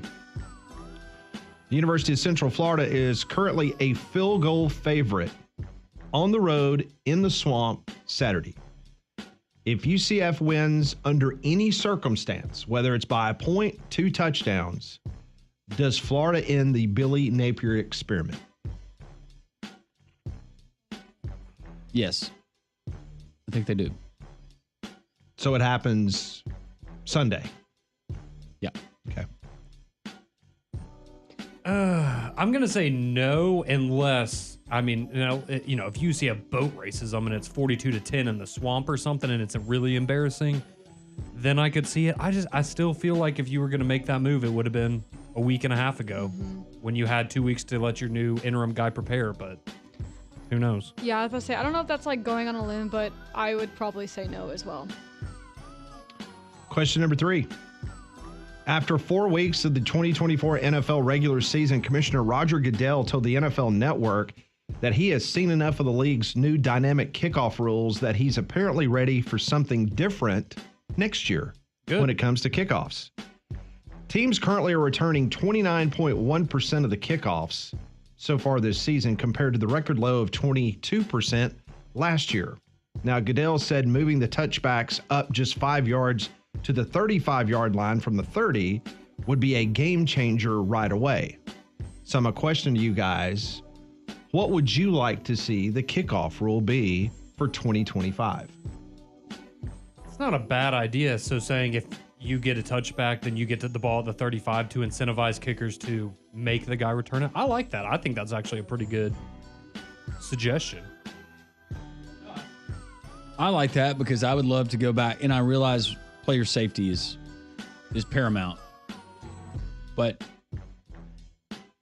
if you knew that the players are going to be safe, I'd like to go back to a traditional kickoff that we got where a guy gets a full head of steam and a guy going down the field with a full head of steam tries to make a tackle.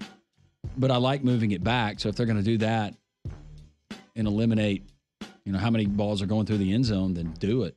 Well, and I guess, I know the NFL doesn't make college rules, but if it's okay for a 17 or 18-year-old kid to go and return a kick, but you're saying a 30-year-old can't, I understand the risk, but I like it the old way, personally. I also like it the old way, but player safety I get is important, but I prefer the old way. I go back to what he just said. We do high school football every Friday night. Yeah. They haven't changed anything. Nope. That was my favorite special teams that I was on. And I was a long snapper too, but on kickoff return, I was the guy on the front line right there in the middle. So it was kind of like a Braveheart moment. It really was. Yeah. It was, that guy's running full speed. I better run full speed. And did you ever just light somebody up? I did. I got lit up. Well, yeah, goes both ways. That's going to happen. Yeah. But there's some days that I forget things. I probably had a few concussions. A few? A couple at least. Yeah. All right, next question. So the Athletics surveyed 103 NFL players and asked them a series of questions about the league. Oh, I love these. The next few ponders questions that I'm going to ask you guys, I'm going to ask you how you would have voted on these. And then I'll tell you how the players voted. Okay? So this is just your opinion. If you were to start an NFL team from scratch, who is the first non-quarterback you would draft? Aiden Hutchinson. Okay. Molly's going to go defense. She's going to go Hutchinson. TJ Watt. TJ Watt. These are guys just in their prime, not where they are right now, right? Correct. It's in the league. Okay. Those are two really good ones.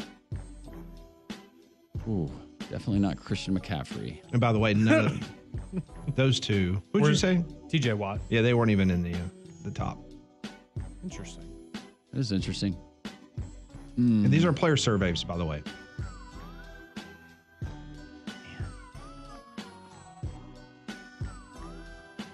Who's on your fantasy team? Just give me a name. Yeah, I'm thinking more defense though too. Kind of going y'all's route. I feel like the players are going to pick wide receivers or something. Maybe a DB. I don't know. I'll go running back. Derrick Henry, he's doing pretty well for me right now. Okay. According to the players, Tyreek Hill. Okay. See. That makes sense. We're going wide receiver. Number 2 was Justin Jefferson. That also makes sense. 3, Myles Garrett. Okay. Yeah. Okay, I mean, yeah. that's okay. Yeah. 4, Micah Parsons. Okay. Yeah. Mm-hmm. Consider 5, Max Crosby. God, over TJ Watt? Well, I guess TJ Watt's a little older than some of those guys. But I was going just. Oh yeah. All right, next question. Tyreek's real good right now without a quarterback. The most annoying player in the NFL. How would you vote? And I'll tell you how they voted. Ooh. Most annoying.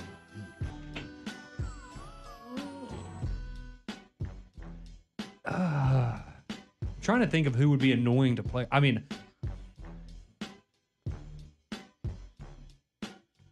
I get annoyed by Daniel Jones. Okay. Is that your answer? Sure. Okay. Travis Kelce. You got Kelce? I was gonna say Mahomes. Mahomes? The most annoying player voted on by the players is C.J. Gardner-Johnson. See, it's going to be people that talk trash. I feel like that's going to be. I could see Josh Allen being on this list as well. He was on there for me too. Christian Wilkins was number 2. Max Crosby 3. Brandon Graham 4. And Travis Kelce was number 5. Okay. On that list. Okay. What is your favorite road trip in the NFL?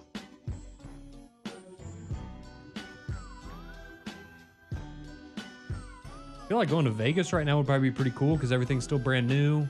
Got a lot to do. I've always wanted to go to Lambeau. Yeah. So Greenbow? Green Bay? Yeah. I'm going to say Miami. That feels like where players would want to go is Miami. Okay, Miami, Green Bay. I've been to night games at both at Lambeau and what used to be Heinz, now whatever it is, the insurance company, but in Pittsburgh.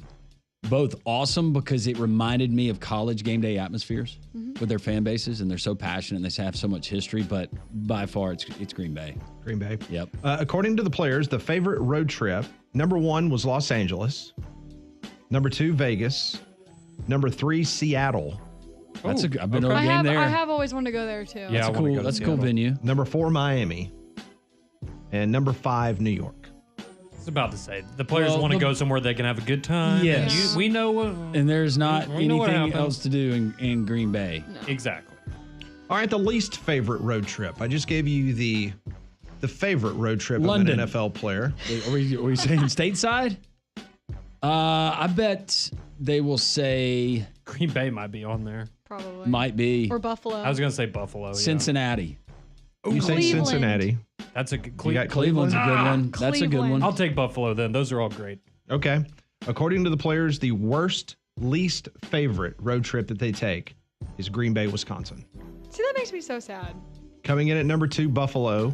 Number 3, New York. 4, Washington, D.C. And Cleveland and Jacksonville are tied for 5th. I'm surprised New Orleans didn't make their go-to. Yeah, it didn't make Their the favorites, yeah. One other question from this poll. Has Taylor Swift's presence at Chiefs games been a positive to the NFL, a negative, or neither? A positive, negative, or neither, according to the players. I mean, it's been a positive for them, for the NFL. I think positive. They're going to say positive. I'll give you the percentages, and then you can kind of see what you want to do here. Play a little I feel price like is right. neither might be the popular pick, but 1 was 73%. Another was 23%, and 1 was 5%. Ooh. Yeah, I think it's positive. Positive, negative, or neither? Which one had 73%? For so many reasons, I hope 73%. I'm going to say negative. Okay. What are you doing? You going positive? I think it'll be positive. Molly, positive? I'm also going to go positive. Positive? Well, you're right. Yay! 73% of those surveyed NFL players said that Taylor Swift's presence at Chiefs game has been a positive in the NFL. Coming in at 23% is neither. And only 5% of the players. Got a lot of Swifties in the NFL. What about her presence in Travis Kelce's life? Because he's out of football shape, according to so many. Fat and happy with your sugar mama, your billionaire girlfriend. I'm glad he said billionaire. I'm so glad that came out of his mouth as billionaire. No, I'm not going to. All right, final question of the day. Let's try to get this one in quickly. This is National Farm Animal Day. Did not know if you knew that or not. Didn't. Okay. Which farm animal would you like most to own? A cow, a chicken, or a pig? Which of the three would you like to own? I'm gonna go cow. Okay. There's so many benefits. Milk. You have yeah. And then I was about to say, am I allowed? The milk runs out. Time for hamburgers. When she gets a little older. Yep. I like cow. Circle of life. Pretty versatile. You going cow? Yeah. Yeah, so if we're allowed to eat them, definitely the cow. But if I have to just keep it alive, then the chicken. Well, I mean, you got to keep the cow alive for a while. My neighbor across the street But then you get bacon. has 12 chickens. I'm thinking. the street? That's why I'm like, the pig is tempting. We get eggs and they're great. Yeah. The chicken would be the easiest upkeep. Mm-hmm. I might actually go with a pig just because I love bacon so much. Okay. I'll go with pig. You So fall in love you with that two pig, go- you softy. You two go You, cow. that pig, and Pharaoh on the couch. Well, I like milk, so. Me and Babe. You and Babe. All right, that's today's Pat Ponders, brought to you by Courtesy GMC in Trustful. Visit their online inventory at courtesybirmingham.com. 3-man front rolls on here on this Hump Day edition, Jocks 94.5.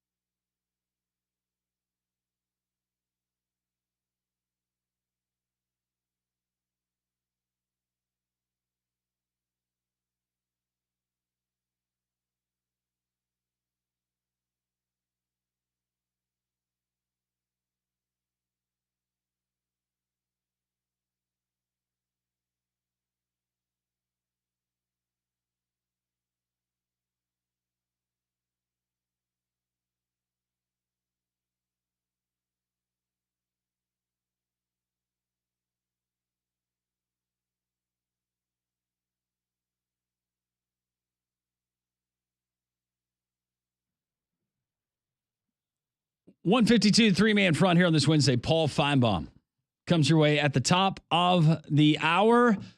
I got some exciting news. If you have an older roof and we're thinking it may need to be replaced, you got to listen up. Our friends at Roof Max of Hoover, they have a professional and affordable roof treatment scientifically proven to reduce the aging process of your asphalt roof. So with Roof Max, you're going to have the protection of a brand new roof in only a few hours. Plus, you're going to save thousands with a safe, effective, and affordable natural treatment. Roof Max resaturates your old, dirty, dry shingles with a natural, bio-friendly treatment that can give you 5 more years of protection guaranteed. So, if you flip houses, you're a real estate agent, this is absolutely the perfect solution to extend the life of the roof. Get a free roof assessment from Roof Max of Hoover. So listen up. Call or text them at 205-913-2243. That's 205-913 or the word CAGE, and use the promo code JOCKS for a 10% discount, and you get that free roof assessment. That's our friends at Roof Max of Hoover, and make sure you tell them Landrum sent you. Stephen Heitch, he tweeted into the show, Heitch_Steven, and he says, extra question for Ponders. If UCF beats Florida, does Gus get a lifetime contract? Did I see this? They're like, he'll be there for but this would be as long as he wants. This would be a very Gus thing. You lose as a 14-point favorite at home to Colorado by 27, but then to go into the swamp and to win that game. Yeah. I don't think he gets a lifetime contract, but he is definitely not feeling very much pressure, if he was feeling any. His newest contract that he signed, it was 2 years ago, where he got the extension and he got the bump. We know that Gus, he's the master of getting a new contract. Master. He has 27 I don't know how many lives he gets. He's 27 and 17 at UCF. 27 and 17? 15 and 12 in conference play. Yeah. And he's had some impressive wins, but then just when you're ready to say, okay, he's got it rolling, that's the roller coaster. And just when you're ready to say, all right, let's get rid of him, he goes and wins the big one. In the American Conference, he was 9-4 and then 9-5. Then in the Big 12, he went 6-7 and 3-1 so far this year. Yeah, I feel like KJ Jefferson's been a little bit of a disappointment for them. Like I just never saw him being that automatic, man, he's going to come in and just really light it up. I thought that Arkansas and what they were running prior to Petrino, I thought that was kind of set up for KJ. Yeah. They do have one of the best running backs, though, in Harvey there at UCF. So, but yeah, KJ's been a little bit of a disappointment for old Gus, I think. I was surprised at how well the Colorado defense played. Oh, you mean because they played defense? Yeah, I'm just not used to ever seeing them play defense. Are we ready? Oh, I know. That was the best win Deion's had at Colorado. Are we ready as a show? And I know Molly gave her bold projections earlier, but are we ready as a show to start considering that this Colorado team could go bowling? I'll consider it. Not yet for me. I'm still like 50-50. See what I'll see what we got ahead of us here. He's trying to find some losses. What do we have I'm ahead just of looking. us? I'm looking. All right. Well, you got Kansas State next. Okay. Okay. So you're 4-1. So you need. All right. So they've got Kansas State, Arizona, Cincinnati, Texas Tech, Utah, Kansas, Oklahoma State. You got to win 2 of those games. I think you can beat Cincinnati, Texas Tech. Yeah. And then maybe you upset somebody somewhere else. You're 7-5. Maybe you can get Arizona. Yeah. It's possible. So, yeah, I'll consider the possibility. It's trending that way. They look better than they did last year. I will give credit where credit's due. We've been hard on them. They look better. It's hard to discount winning by 27 at UCF. It is. Helps having 2 of the best players in the country. Go a long way for you. It certainly will. That's going to do it for us. We appreciate all of our guests, Chris Stewart, Ryan Edwards, Robbie Weinstein, talking Vandy, and Brad Crawford at 247 Talking College Football. All of that available at the podcast. Thanks for all of you tuning in, listening, viewing. Paul Feinbaum and the Paul Feinbaum Show next on Jocks 94.5.